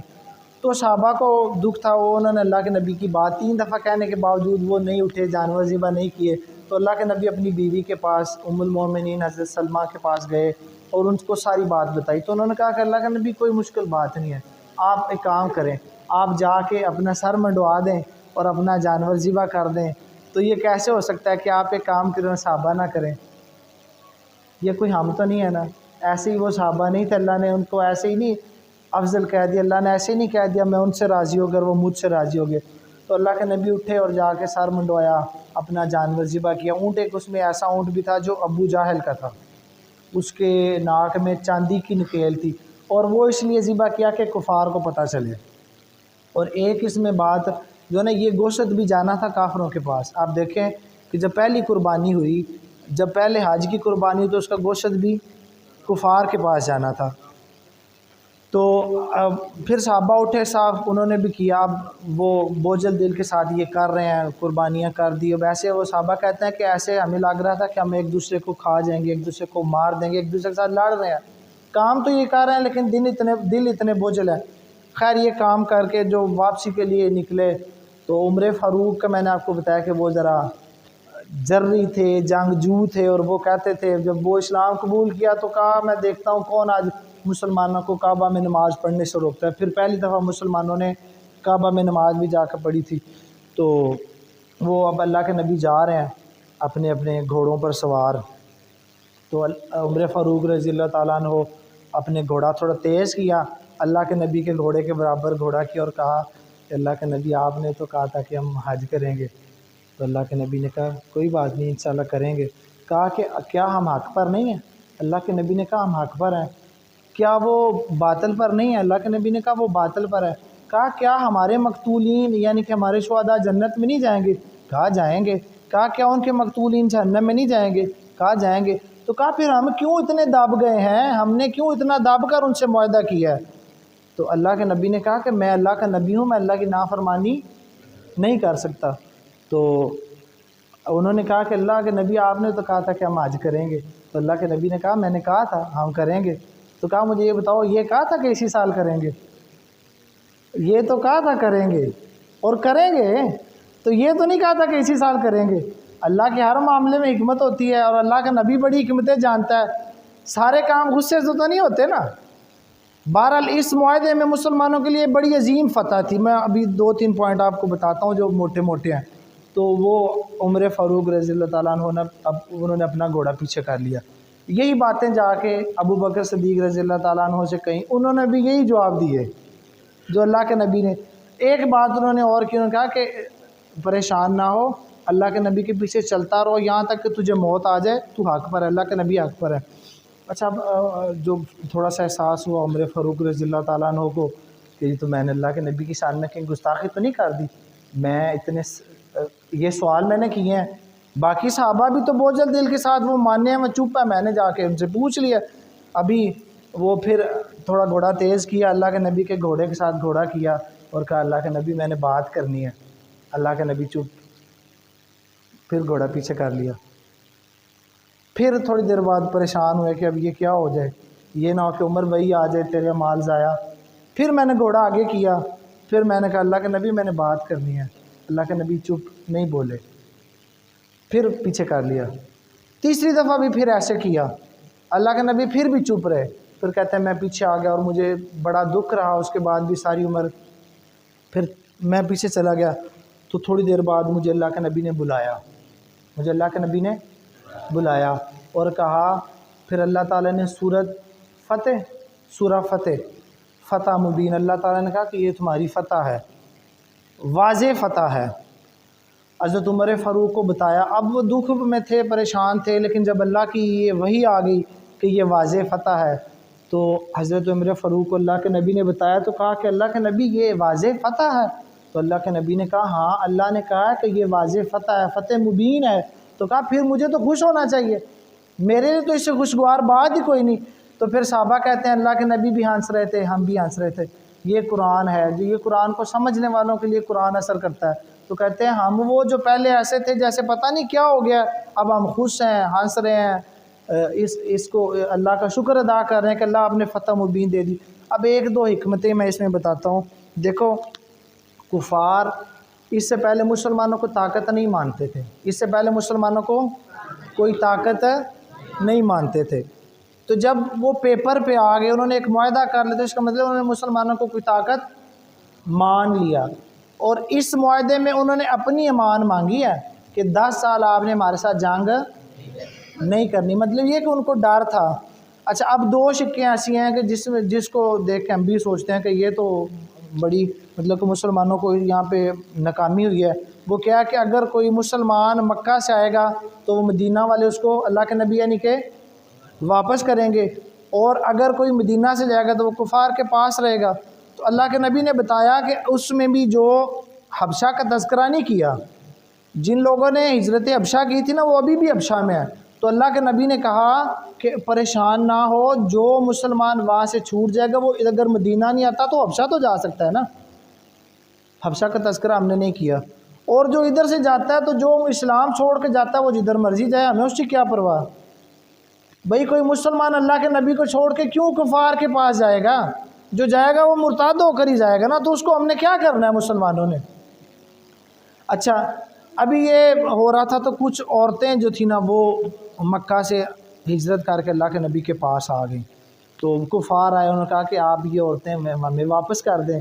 تو اللہ کے نبی نے کہا کہ معاہدے میں عورتوں کی بات ہی نہیں ہوئی، رجال کا لفظ لکھا ہے، رجل تو وہ مرد ہوتے ہیں، تو عورتیں میں نے واپس نہیں کرنی. پھر اللہ نے آیات نازل کی کہ جو عورتیں ہیں ان کا آپ امتحان لیں، بیعت لیں. 2-3 اللہ نے باتیں کہ اللہ کے نبی نے وہ کی. پھر عورتوں کو اجازت مل گئی. تو اب مسلمان آ گئے ہیں. اس کے بعد اس کا نکالو آگے ذرا. ابو جو جندل تھے نا، اب وہ ان سے پہلے ایک اور صحابی تھے، ان کا نام تھا ابو بصیر. ایک منٹ میں ان کا نام دیکھ لوں. وہ آگے کفار سے چھوٹ کے ابو بصیر، ہاں جی ابو بصیر رضی اللہ تعالیٰ عنہ، وہ مکہ سے، وہ بھی کفار کی قید میں تھے، وہ قید سے چھوٹ کے مدینہ آ گئے. تو کافروں نے، قریش والوں نے 2 لوگوں کو ان کے پیچھے بھیجا کہ اللہ کے نبی کے پاس جائیں اور اللہ کے نبی سے پاس جا کر ان سے کہیں کہ یہ بندہ ہمارے پاس سے آپ کے پاس آیا اور آپ نے یہ معاہدہ کیا تھا کہ جو ادھر سے جائے گا وہ آپ واپس. اللہ کے نبی نے زبان دی ہوئی تھی، اللہ کے نبی نے اس کو کہا چلو جی اب تم جاؤ. وہ چلا گیا. ابو بصیر اس کو کفار لے گئے اپنے ساتھ. تو اب رستے میں ذوالحلیفہ، میں نے آپ کو بتایا تھا کہ اللہ کے نبی نے جب سفر حج شروع کیا تھا تو وہاں سے احرام باندھا تھا، وہاں پہ وہ کھڑے ہو گئے کافر، 2 کافر تھے، وہ کھجوریں کھانا شروع ہو گئے. تو یہ جو ابو بصیر تھا نا، یہ بڑا سمجھدار تھا. اس نے کہا اس کافر کو، فلاں ابن فلاں جو بھی اس کا نام تھا، تیری تلوار بڑی پیاری ہے. کہتا ہاں میری تلوار بڑی اچھی ہے، میں نے اس سے بڑے شکار کیے، میں نے یہ بھی کیا وہ بھی کیا، مکھن لگایا. کہتا مجھے دکھا تو صحیح ذرا، میں بھی اس کو دیکھوں. اس نے اس کو دکھا دیا. ابو بصیر وہ پکڑا اور اس کو اڑا دیا. اب یہ 2 تھے. اب یہ جب دیکھا دوسرے، وہ تو بھاگ کھڑا ہوا، وہ بھاگتے بھاگتے مدینہ آ گیا. یہ مدینہ سے تقریباً 5 کلومیٹر کے فاصلے پر ہے ذوالحلیفہ. وہ مدینہ میں مسجد نبوی کے پاس آ گیا. تو مسجد نبی کے پاس جب آیا تو اللہ کے نبی بیٹھے میں، وہ کافر جو وہ نا وہ ہانپتا کانپتا ہے اور کہتا ہے اللہ کے نبی یہ واقعہ ہوا ہے تو ابو بصیر اب نا مجھے بھی قتل کر دے گا. اتنی دیر میں وہ بھی آ گئے تلوار لے کر. تو پھر اللہ کے نبی نے ان سے کہا کہ نہیں، تو کیا کر رہا ہے، ہم نے معاہدہ کیا ہوا ہے تو جنگ کروا دے گا ہمارے درمیان. وہ اب اس نے سمجھ لیا کہ اب اگر میں گیا نا تو مجھے پھر واپس کر دینا. وہ پھر آگے نہیں گیا، وہ وہاں سے پیچھے مڑ گیا اور ایسی جگہ پر چلا گیا جہاں پر وہ مدینے سے باہر تھی، ریگستانی علاقہ تھا. وہ وہاں پہ جا کے اس نے پڑاؤ ڈال لیا، وہاں پہ وہ بیٹھ گیا. کیونکہ وہ مدینے آتا تو پھر تو واپس کرنا پڑنا تھا، اور اللہ کے نبی نے کر بھی دینا تھا، معاہدہ کیا ہوا تھا، پہلے بھی کیا تھا، اب بھی کر دینا تھا. اب ایک ابو جندل تھے، آپ کو یاد ہوگا، جن کو صلح حدیبیہ کے وقت وہ بھی وہاں سے بچتے بچاتے آ گئے، اور وہ مدینہ نہیں آئے، وہ بھی کہاں پہ آ گئے، ابو بصیر کے پاس آ گئے. اب ہوتا کیا کہ جو ادھر سے چھوٹتا، جو ادھر سے بھاگتا، وہ مدینے نہ آتا. کیوں نہ آتا؟ کیونکہ مدینے آتا تو واپس کرنا پڑنا تھا، وہ ان کے پاس مل جاتا. تو ہوتے ہوتے یہ ایک ٹھیک ٹھاک جماعت بن گئی. اب جب یہ کافی سارے لوگ ہو گئے نا، تو وہ جو قریش کا اور کفار کا کوئی تجارتی مال آتا جاتا، یہ ان کو مارتے بھی، چھین بھی لیتے، اور یہ بڑے خوش و خرم ادھر رہنا شروع کر دیا. وہ کہتا ہے کافر اللہ کے نبی کے پاس آئے کہ آپ ان سے ہماری جان چھڑوا دیں، کیونکہ ان کا مال جاتا تھا نا، تو آپ ان کو اپنے پاس ہی بلا لیں. اللہ کے نبی نے خیر ان کو اپنے پاس بلا لیا. تو یہ صلح حدیبیہ، اور ایک اور اس میں یہ کور ہوتا ہے، یہ دیکھو کون سا، بیعت رضوان. بیعت رضوان وہ ہے جب 1400 لوگوں نے بیعت کی تھی نا حضرت عثمان کے بدلہ لینے کے لیے. تو میرا خیال ہے یہ پڑھنے کی ضرورت نہیں ہے، آپ کے پاس سلائڈز ہیں، آپ ان کو پڑھ لیجیے. اگر کوئی بات میرے سے رہ گئی تو میں وہ دیکھ کے آپ کو بتا دیتا ہوں. آگے کرو ذرا. ہاں، اس کے بعد اللہ کے نبی نے مختلف جو بادشاہ تھے ان کو خط لکھے، یہ کوئی بچہ پڑھے یہاں پہ بھی. آگے پھر ایک جو ہے نا، نہیں جو اونچا پڑھے گا آپ پڑھو، جو شرارتیں کرتا ہے. جلدی پڑھو، ابھی ٹائم کوئی نہیں، کتنے سارے ٹاپک رہ گیا.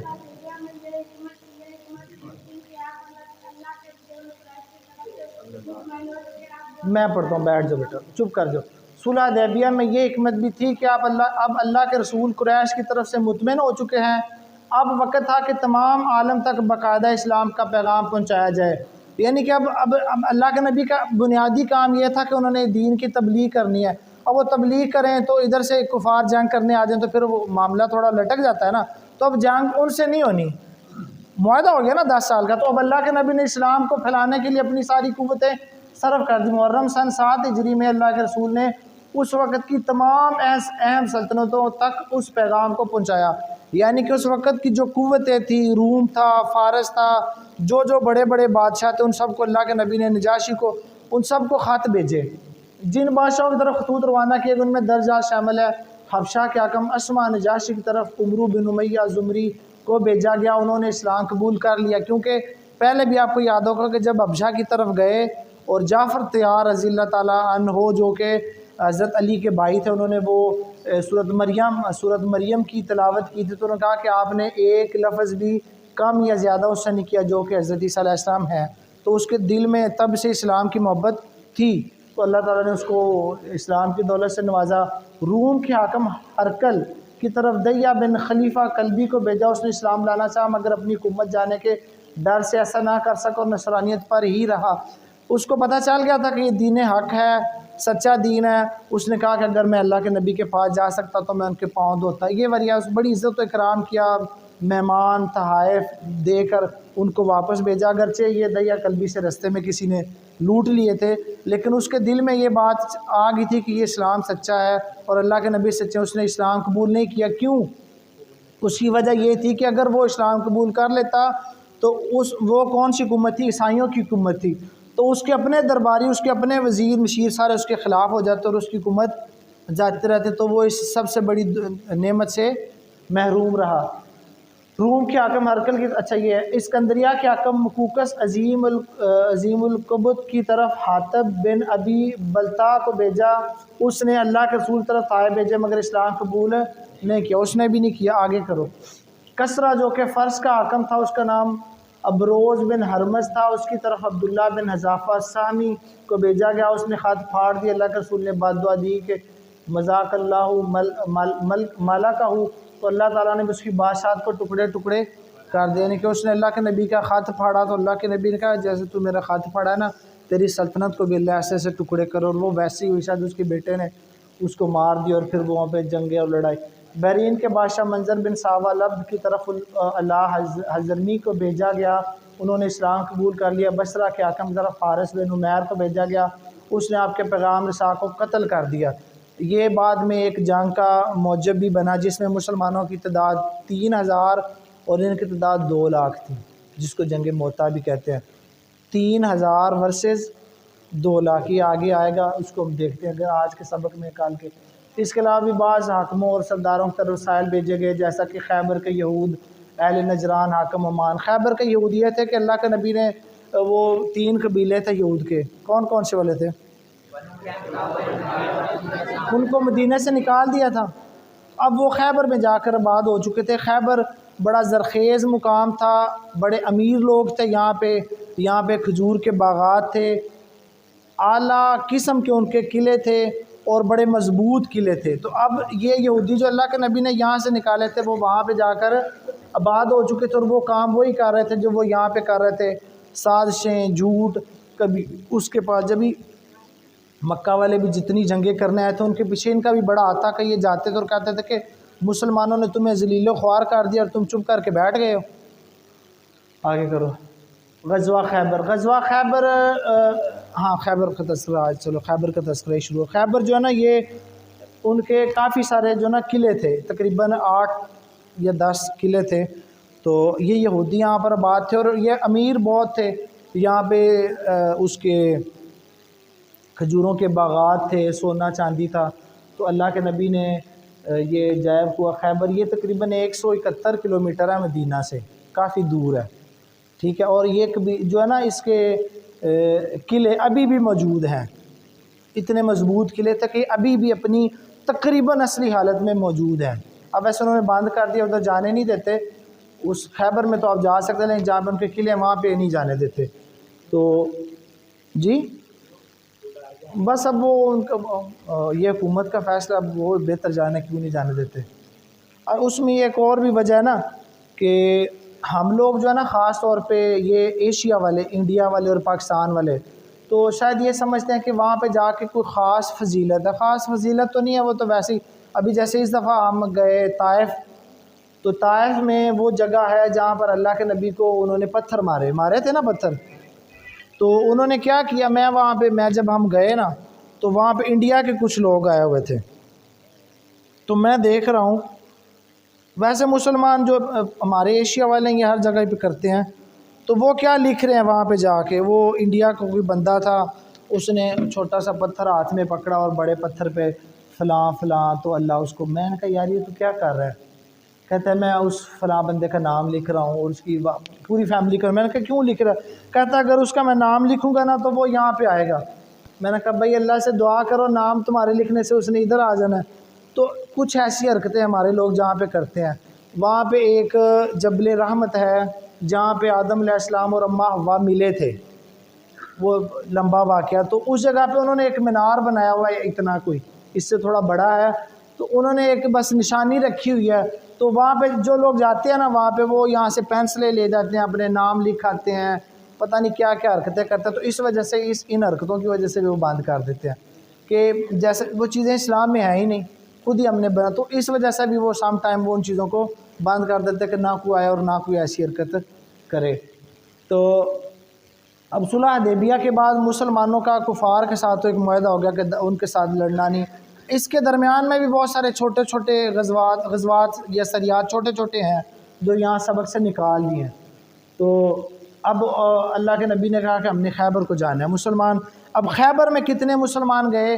اللہ کے نبی نے کہا کہ جس نے خیبر میں جانا ہے نا اس کو مال غنیمت نہیں ملے گا، اور اگر کسی نے جانا ہے تو خالصتاً جہاد کی خاطر جانا ہے، جس کو جہاد کرنے کا شوق ہے وہ چلا جائے۔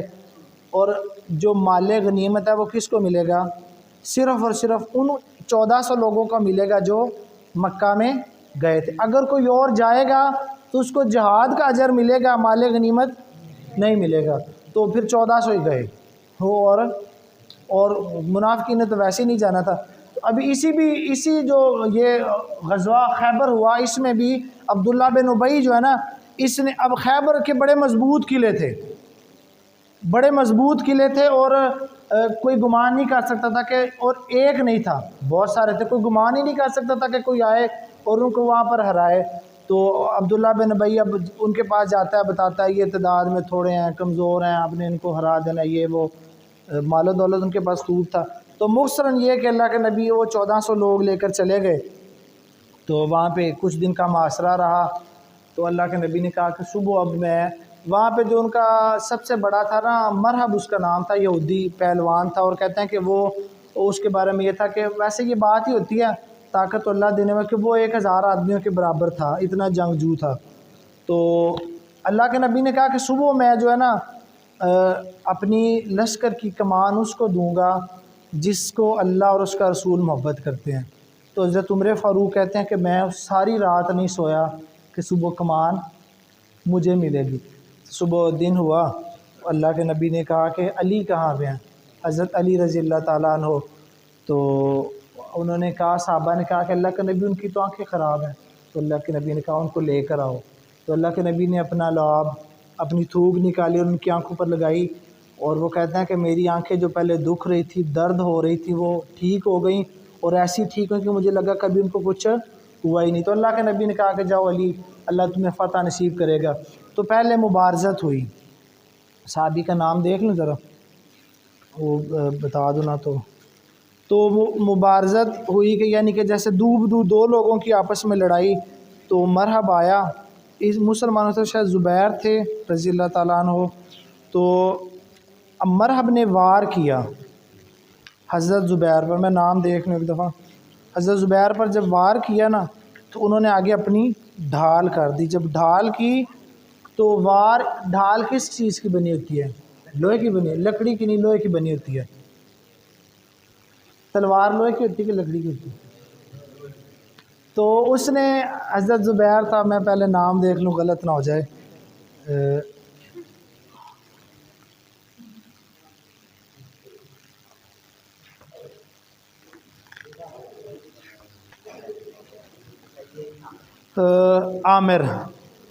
عامر رضی اللہ تعالیٰ، عامر ان کا نام تھا، عامر۔ تو انہوں نے جب ڈھال آگے کی نا تو مرحب نے جو تلوار ماری تھی وہ ڈھال میں پھنس گئی، مطلب کہ اتنے زور، اب یہ ان کا قد چھوٹا تھا تو اس کی تلوار بھی پھنس گئی۔ ان کو موقع ملا، انہوں نے وہ تلوار ان کی تلوار چھوٹی تھی، انہوں نے اس کو ایسے ماری کہ میں اس کی ٹانگ کاٹتا ہوں، تو وہ، لیکن چونکہ ان کی تلوار چھوٹی تھی اور ایک ہاتھ ان کا، تو وہ ان کی ایسے اس کی ٹانگ پہ تو نہیں لگی، وہ لا کے اپنی ٹانگ پہ لگ گئی، زخمی ہو گئے۔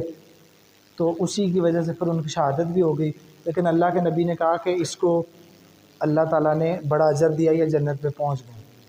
تو پھر حضرت علی گئے، حضرت علی نے پھر وار کیا ایسا ہی اس کو، تو اللہ کے نبی نے پھر اس کے بعد جنگ ہوتی رہی، کیونکہ ایک قلعہ نہیں تھا، میں نے ایک کا آپ کو بتایا، باقی پھر وہ ایک سے نکلتے، ایک سے شکست کھاتے، دوسرے میں چلے جاتے، دوسرے سے کھاتے، تیسرے میں کافی سارے تھے، پھر ایک میں آخر تنگ آ کر جب انہوں نے کہا کہ اب آپ ہمارے ساتھ معاہدہ کر لیں، امان دے دیں، تو اللہ کے نبی نے کہا کہ اونٹ لے لو، جتنا مال لے سکتے ہو لے جاؤ، یہ والی چیزیں، زریں، تلواریں، سونا نہیں لے کر جانا، جو اس کے بغیر جائے گا اس کو امان ہے، اور جو وعدہ توڑے گا اس کو امان نہیں۔ ایک آدمی تھا ان کا جو یہ معاہدہ کر کے گیا، اس کے بیٹوں نے سونا بھی لاد لیا، تو اللہ کے نبی کو پتہ چلا، پھر ان دونوں کو قتل کر دیا تھا۔ تو اس جنگ میں بھی، اور پھر اس کے بعد مسلمانوں کو مطلب ان کے قریب پھر جو ہے نا مدینہ میں، ویسے ابو الحقیق اس آدمی کا نام تھا۔ آگے کرو جی، ایک منٹ، غزوہ خیبر، ہاں جی یہ ہو گیا سارا۔ ہاں اس خیبر میں، اس غزوہ میں، اس کے بعد صحابہ مالدار ہوئے۔ کچھ صحابہ تو پہلے مالدار تھے نا، جیسے عبد الرحمن بن عوف جب مدینہ میں آئے تو آپ کو بتایا تھا سر نے کہ انہوں نے کہا کہ جس صحابی کے ساتھ ان کا بھائی چارہ ہوا تھا، کہا تھا یہ میرا باغ ہے، یہ لے لو، میری بیوی بھی ایک تم چاہتے ہو تو میں لے لیتا ہوں۔ بھائی آپ لوگ چپ کر جائیں، مہربانی ہوگی، مجھے آپ نے تانگ نہیں کیا، ویسے جتنا سر کو کرتے ہو، تو اب 10 منٹ 15 منٹ رہ گئے۔ تو صحابہ اس کے پہلے بھی کافی امیر تھے، لیکن اس جنگ کے بعد، خیبر کے بعد اتنا مال ملا کہ صحابہ بہت زیادہ امیر ہو گئے، اور کہتے ہیں کہ پھر انہوں نے مال جو ہے نا، جن انصار نے ان کو اپنے باغ یا کھجوریں دی ہوئی تھی نا، کیونکہ اب ان کو خیبر میں کھجوریں اور باغ اور مال مل گیا تھا، انہوں نے وہ ان کا کچھ کا واپس بھی کر دیا تھا۔ تو اس مال کے اللہ تعالیٰ نے 36 حصے، جو مال غنیمت آیا تھا اس کے کتنے حصے کیے؟ 36۔ اور کتنے لوگ اس جنگ میں تھے مسلمان؟ 1400 لوگ تھے۔ تو اللہ کے نبی نے 36 حصے کیے، ہر حصے میں 100 حصے تھے، 1800 حصے اللہ تعالیٰ کے نبی نے مسلمانوں کی اجتماعی ضروریات کے لیے، یا آپ سمجھ لیں جیسے بیت المال ہوتا ہے یا حکومتی انتظام چلانے کے لیے، مسلمانوں کو اجتماعی ضرورت کے لیے رکھ لیے، باقی رہ گئے 1800۔ تو اللہ کے نبی نے 1800 تقسیم کیے، 200 اس میں گھوڑ سوار تھے، ہر گھوڑ سوار کو 3 حصے دیے، گھوڑے کو 2 حصے اور ایک سپاہی کو، صحابی کو 1 حصہ، اور باقی جو پیدل تھے 1200 ان کو 1 حصہ۔ تو یہ ذرا کریں، 1800 ادھر چلے گئے، اور پھر 1800 جو باقی تھا وہ 1400 لوگوں میں کیسے تقسیم ہوا بتاؤ؟ لکھا بھی ہوا ویسے 1.5۔ میں نے آپ کو بتایا کہ جو پیدل تھا اس کو، اور جو گھوڑ سوار تھا اس کو 3۔ تو گھوڑ سوار کتنے تھے؟ 200۔ تو ان کے کتنے حصے بن گئے؟ کیسے بنے؟ 1 ان کا اپنا حصہ اور 2 گھوڑے کے، 600 ہو گیا۔ باقی کتنے رہ گئے؟ 1200۔ اور 1200 اللہ کے نبی کے ساتھ پیدل صحابی تھے، تو اللہ کے نبی نے پھر اس کو تقسیم کیا۔ آگے کرو جی، وہ آگے واقعہ وہ آئے گا، اگلے میں عمرہ قضا۔ اب اللہ کے نبی نے پھر مسلمانوں کو کہا کہ اب پتہ وہ وعدہ کیا ہوا تھا 1 سال بعد مسلمان عمرے کو، حج تو نہیں کر سکے، ماشاءاللہ اللہ تو انہوں حج تے لے آ جائے، حج کا ذکر ہے۔ چلو اب آپ کی کلاس سر ہی لیں گے، کرا اچھا عمرہ۔ پھر اللہ کے نبی نے 1 سال گزر گیا تھا اس سارے واقعے کو، تو اللہ کے نبی نے کہا کہ چلو اب وقت آ گیا ہے، وعدہ پورا ہو گیا، ہم نے عمرے کے لیے جانا ہے۔ صحابہ بڑے خوش، ان کو اللہ نے پھر وہ فتح مبین دکھائی بھی، تیاری کی۔ میرے خیال ہے 2000 لوگ ہو گئے تھے، لیکن اللہ کے نبی نے احتیاطاً 200 گھوڑ سوار اور ہتھیار بھی ساتھ لے لیے، کیونکہ پتہ نہیں تھا قریش جو اپنا وعدہ پورا کرے نہ کرے۔ تو اللہ کے نبی نے ان کو پیچھے ہی ایک جگہ پر 200 لوگوں کو چھوڑ دیا، میرا خیال ہے وہ تنعیم کی جگہ تھی۔ پھر اللہ کے نبی نے وہاں پہ گئے، عمرہ کیا، اور یہ شمال کی جانب ابھی بھی خانہ کعبہ کے نا ایک پہاڑی ہے، اس پہ ابھی وہ جو وہاں کا بادشاہ ہے نا سلمان، محمد بن سلمان ہے آج کل، اس کا وہ ہے گھر ہے، اس کا محل ہے، اور محل ایسا ہے کہ اس کے اندر وہ پہاڑ کے اوپر ہے، اس سے سڑک آتی ہے خانہ کعبہ کے اندر، اور اسی سے جب یہ کوئی امام کعبہ نماز پڑھا کے آتے جاتے ہیں نا تو ان کی بھی رہائش ادھر ہی ہے، چھوٹا محل نہیں ہے، اس کے اوپر ہیلی پیڈ بھی بنے ہوئے ہیں، سڑکیں بھی بنی ہوئی ہیں، اللہ نے ان کو مال دیا ہے۔ ابھی بھی وہ اس پہاڑ کے اوپر ہے، تو قریش اس پہاڑ کے اوپر کھڑے ہو گئے، تو وہ دیکھتے ہیں، وہ کہتے ہیں دیکھتے ہیں مسلمانوں کو مدینے کے بخار نے کمزور کر دیا ہے۔ تو اللہ کے نبی نے کہا کہ مسلمانوں کو جب یہ بات پتہ چلی تو اللہ کے نبی نے کہا آپ نے رمل کرنا ہے، استباء، کیا سالی کیا ہوتا ہے وہ کندھا ننگا کرنا، استباء ہوتا ہے۔ تو اللہ کے نبی نے کہا آپ نے استباء، تو یعنی کہ آپ نے دیکھا ہوگا جب استباء، تو اللہ کے نبی نے کہا کہ آپ نے اب استباء بھی کرنا ہے اور رمل بھی کرنا ہے، کہ اب یہ لوگ کہہ رہے ہیں نا کہ مسلمان کمزور ہو گئے ہیں، تھک گئے ہیں، مدینے کے بخار نے ان کو کمزور کر دیا، تو وہ اب دیکھتے ہوں گے کہ جب احرام کی چادر اوپر لی ہوتے ہیں نا تو یہ والا کندھا ننگا ہوتا ہے نا، وہ ادھر سے گزار کے ایسے لیتے ہیں، تو اللہ کے نبی نے کہا کہ وہ کرنی ہے طواف کے درمیان، اور پہلے 3 چکر جو ہے نا وہ دوڑ کے لگانے ہیں، دوڑ کے پہلوانوں کی طرح ایسے ایسے۔ تو وہ جب دیکھتے ہیں پھر وہ بڑے حیران ہوتا ہے کہ نہیں یہ تو پہلے سے زیادہ طاقتور ہو گیا، کوئی کمزور نہیں ہوئے۔ تو 7:10 ہو گئے، چلو آگے کرو 8واں موضوع موتا، یہ بڑا مزے کا تفصیل کے ساتھ پڑھانے والا ہے، مختصر میں بتا دیتا ہوں کہ مسلمانوں کی یہ آج کر لیتے ہیں 5-10 منٹ میں، ٹھیک ہے، مختصر انشاءاللہ کر لیتے ہیں، اختصار کے ساتھ اس کو لمبا نہیں کرتے۔ فریق اول مسلمان، اب یہ میں نے آپ کو بتایا تھا کہ ایک بادشاہ نے مسلمانوں کا سفیر قتل کروایا تھا نا، تو اللہ کے نبی نے کہا کہ ہم اس کا ان صحابی کا بدلہ لیں گے۔ کتنے لوگ بھیجے؟ 3000۔ اس سے پہلے 3000 کا لشکر ایک اور جگہ پر تھا، غزوہ احزاب میں، اس کے بعد بھی 3000 کا، اللہ کے نبی کی عمر میں زندگی میں نہیں ہوا، بعد میں تو بڑے لشکر بھی بنتے ہیں۔ کفار کی تعداد 2 لاکھ۔ صوبہ سالار جرنیل، مسلمانوں کے جرنیل زید بن حارثہ، ان کے بعد جعفر، ان کے بعد عبداللہ بن رواحہ۔ اللہ رب العزت نے حضرت خالد بن ولید رضی اللہ تعالیٰ عنہ کے ہاتھ پر مسلمانوں کو عظیم الشان فتح نصیب فرمائی۔ شہداء یا مقتولین کی تعداد 12، شہداء 12 اور مقتولین ان گنت، پتہ ہی کوئی نہیں۔ آگے دیکھو کچھ لکھا ہے یا میں اس کو بتاؤں؟ اگلا پیج کرو ذرا، چلو وہی کرو۔ اچھا ہوا یہ کہ اللہ کے نبی کو یہ اندازہ تھا کہ آپ نے 3 لوگوں کو اس کا سپہ سالار بنا کر بھیجا۔ سب سے پہلے کون ہے؟ زید بن، اللہ کے نبی نے کہا کہ اگر یہ شہید ہو جائیں تو کون ہوگا؟ جعفر۔ اگر وہ شہید ہو گئے تو عبداللہ بن رواحہ۔ اور جب مسلمان پہنچے تو 1 لاکھ کا لشکر انہوں نے پہلے تیار کیا، 1 لاکھ کا، اب مسلمانوں کو اندازہ نہیں تھا، لیکن ادھر ادھر کے چھوٹے چھوٹے قبیلوں کا لشکر ملا کے 2 لاکھ کا لشکر مسلمانوں کے مقابلے میں، اور مسلمان کتنے تھے؟ 3000۔ یہ بات، اس کا کیا مطلب ہے کہ 1 مسلمان اور 66 یا 67 کفار، یہ مقابلہ تھا۔ تو جب صحابہ کو پتہ چلا تو تقریباً 2 دن کا فاصلہ تھا ان کے اور ہمارے لشکر میں آمنے سامنے ہونے میں، تو صحابہ اس بات کی وجہ سے تھوڑا سا ہوئے کہ ہم 3000 ہیں، وہ 2 لاکھ ہیں، تو ایسا کرتے ہیں کہ اللہ کے نبی کو پیغام بھیجتے ہیں کہ ہماری تعداد یہ اور یہ حالات ہیں۔ تو جو یہ تھے نا زید بن حارثہ، تو انہوں نے اب یہ بات 2 دن مسلمان اس بات پہ کر رہے ہیں کہ اب ہم نے کیا کرنا ہے، رکنا ہے، پیچھے سے اور مسلمان منگوانے ہیں۔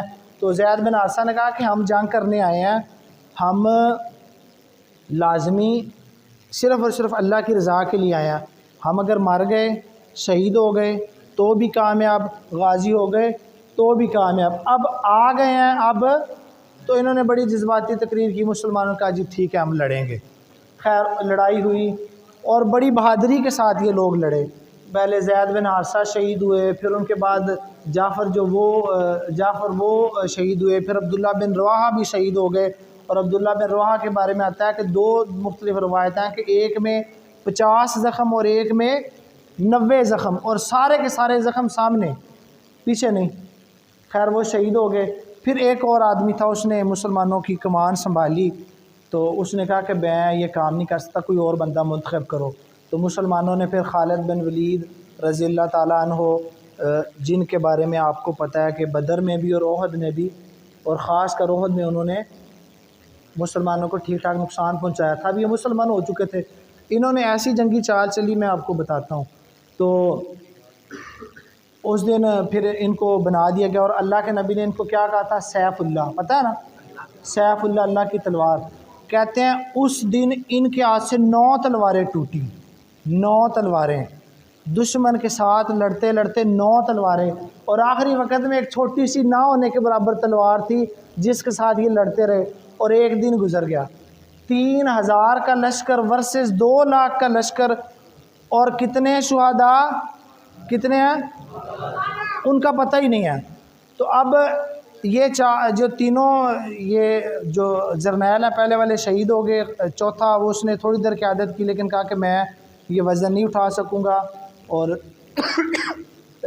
کسی اور کو دو۔ عبداللہ بن رواحہ کے بارے میں بھی آتا ہے کہ یہ بھی تھوڑا سا پریشان ہوئے تھے، پہلے 2 صحابی شہید ہو چکے ہیں، تو انہوں نے جب یہ دیکھا کہ میرا دل، انسانی دل ہے نا، غزوہ خندق میں بھی آتا ہے کہ اللہ تعالیٰ نے کہا کہ آپ کے دل گلے سے باہر آ رہے تھے، قلوب الحناجر، آپ کے دل آپ کی گردنوں تک آ گئے تھے، اور آپ اللہ کے بارے میں گمان کر رہے تھے، اللہ کے بارے میں گمان کر رہے تھے کہ ایسے تو انہوں نے بھی تھوڑا سوچا، لیکن پھر انہوں نے کہا کہ عبداللہ تمہیں کیا ہو گیا، اپنے آپ کو حوصلہ دیا، کلمات کہے، خیر پھر یہ شہید ہو گئے، 90 ان کو زخم بھی لگے۔ تو جب خالد بن ولید رضی اللہ تعالیٰ عنہ آئے تو انہوں نے، اب ان کو یہ اندازہ ہو گیا کہ اب یہ جنگ تو بڑی ٹکر کی ہے، مطلب ہم تعداد میں کم ہیں، وہ زیادہ بھی ہیں، تو انہوں نے کہا کہ وہ دن نکالا، 9 تلواریں توڑیں۔ اب اگلے دن انہوں نے کیا حکمت عملی کی، اور ان کے جب ہم جنگی واقعات پڑھتے ہیں یقین کریں ایمان تازہ ہو جاتا ہے۔ ایک مارکے میں چھوٹے سے مسلمانوں کے 10 یا 15 تھی، کسی قلعے کو فتح کرنے جانا تھا، 15 کے قریب مسلمان تھے۔ انہوں نے کہا کہ آپ کیا کرو، گھوڑوں پہ بیٹھ کے پیچھے آپ اپنی نیزے یا کچھ اس طرح کی چیزیں وہ زمین پہ رگڑتے آؤ۔ ایک تو گھوڑے دوڑتے ہیں تو دھواں اڑتا ہے، مٹی اڑتی ہے، جب وہ آپ چلاتے آؤ گے تو اور مٹی اڑے گی۔ انہوں نے دیکھا کہ اتنی مٹی، اتنی دور کا بہت بڑا لشکر آ رہا ہے، وہ دل چھوڑ دیا۔ تو اب اس جنگ میں انہوں نے کہا کہ اب اندازہ ہو گیا کہ ایک دن، اور یہ بڑی بات ہے کہ ایک دن اب 3000 فوجیوں کے ساتھ 2 لاکھ کا مقابلہ کرو۔ اب اگلے دن انہوں نے کیا کیا، آپ کبھی دیکھتے ہو، اور وہ دیکھتے ہو ارطغرل غازی، کون کون دیکھتے ہیں؟ ہاں وہ بھی فضول ہی ہے۔ اچھا چلو، تو انہوں نے کیا کیا کہ میمنہ، میسرہ اور مقدمہ، اور ایک پیچھے والا اس کا نہیں مجھے نا، جو اس طرف والے سپاہی تھے نا، ان کو اگلے دن اس طرف کھڑا کر دیا، ادھر والوں کو ادھر کر دیا، اور آگے والوں کو پیچھے اور پیچھے والوں کو آگے۔ اب کفار کی صف بندی وہی تھی، عیسائیوں کی۔ سو انہوں نے دیکھا وہ جن کے ساتھ ہم کال لڑے تھے وہ تو آج نہیں ہے، کوئی اور ہے، تو انہوں نے سمجھا کہ یہ اب نا ان کے پیچھے سے کمک آ گئی ہے، ان کی اور فوجی آ گئے ہیں۔ تو ایک اللہ بھی پھر دل میں رعب ڈالنے والا، تو اللہ نے دل میں رعب ڈالا، اور خالد بن ولید رضی اللہ تعالیٰ عنہ نے بڑی عقل مندی سے، بڑی ہوشیاری سے مسلمانوں کو وہاں سے نکالا، پیچھے کی طرف آئے، اور اس طرح پیچھے نکالا کہ ان کے دل میں بھی یہ رعب ہو گیا کہ ان کے تو اور فوجی آ گئے، اور کل ہم 2 لاکھ کے ساتھ 3000 کا مقابلہ نہیں کر سکے، آج اگر 3000 اور آ گئے تو یہ تو ہمیں کھا جائیں گے۔ دل میں رعب ڈالنے والا تو اللہ تھا نا۔ تو ان کو بڑی عقل مندی کے ساتھ مسلمان پیچھے ہٹے، اور یہ خیال ذہن میں تھا کہ اگر مسلمان بھاگ گئے تو پھر خیر ہے۔ تو بڑی عقل مندی کے ساتھ ان کو صحرا کی طرف نکالا۔ جب انہوں نے دیکھا کہ یہ صحرا کی طرف جا رہے ہیں، ریت کی طرف جا رہے ہیں، تو انہوں نے کہا کہ یہ تو ہمیں ریتلے میدانوں میں لے جائیں گے، کہ یہ کہتے ہیں کہ ہم ان کا پیچھا کریں، وہاں سے کوئی اور آ کے یہ سارے ہمیں گھیر لیں، اور کافر کو موت کا ڈر تو ہوتا ہے نا۔ تو پھر انہوں نے مسلمانوں کا پیچھا بھی نہیں کیا۔ تو یہ جنگ اس طرح مسلمان کو فتح بھی ہوئی، یا اس کو یہ کہتے ہیں کہ بس یہ اس طرح ہی ختم ہوئی، لیکن اس کے بعد یہ ہوا کہ مسلمانوں کی ایسی دھاک بیٹھی، ایسا ان کا رعب اور دبدبہ پڑا دنیا کی، اور یہ تو اس سمجھ لے اس وقت کا امریکہ تھا نا، یہ جو عیسائی تھے تو یہ ان کی سپر پاور تھی، تو مسلمانوں کو پھر بڑے چرچے ہوئے اور اللہ تعالیٰ نے عزت دی، اور ٹائم جو ہے نا وہ ہو گیا، کل انشاءاللہ اللہ تعالیٰ آپ کو اجر دے۔ آپ نے مجھے تانگ نہیں کیا سر، بچوں نے مجھے تانگ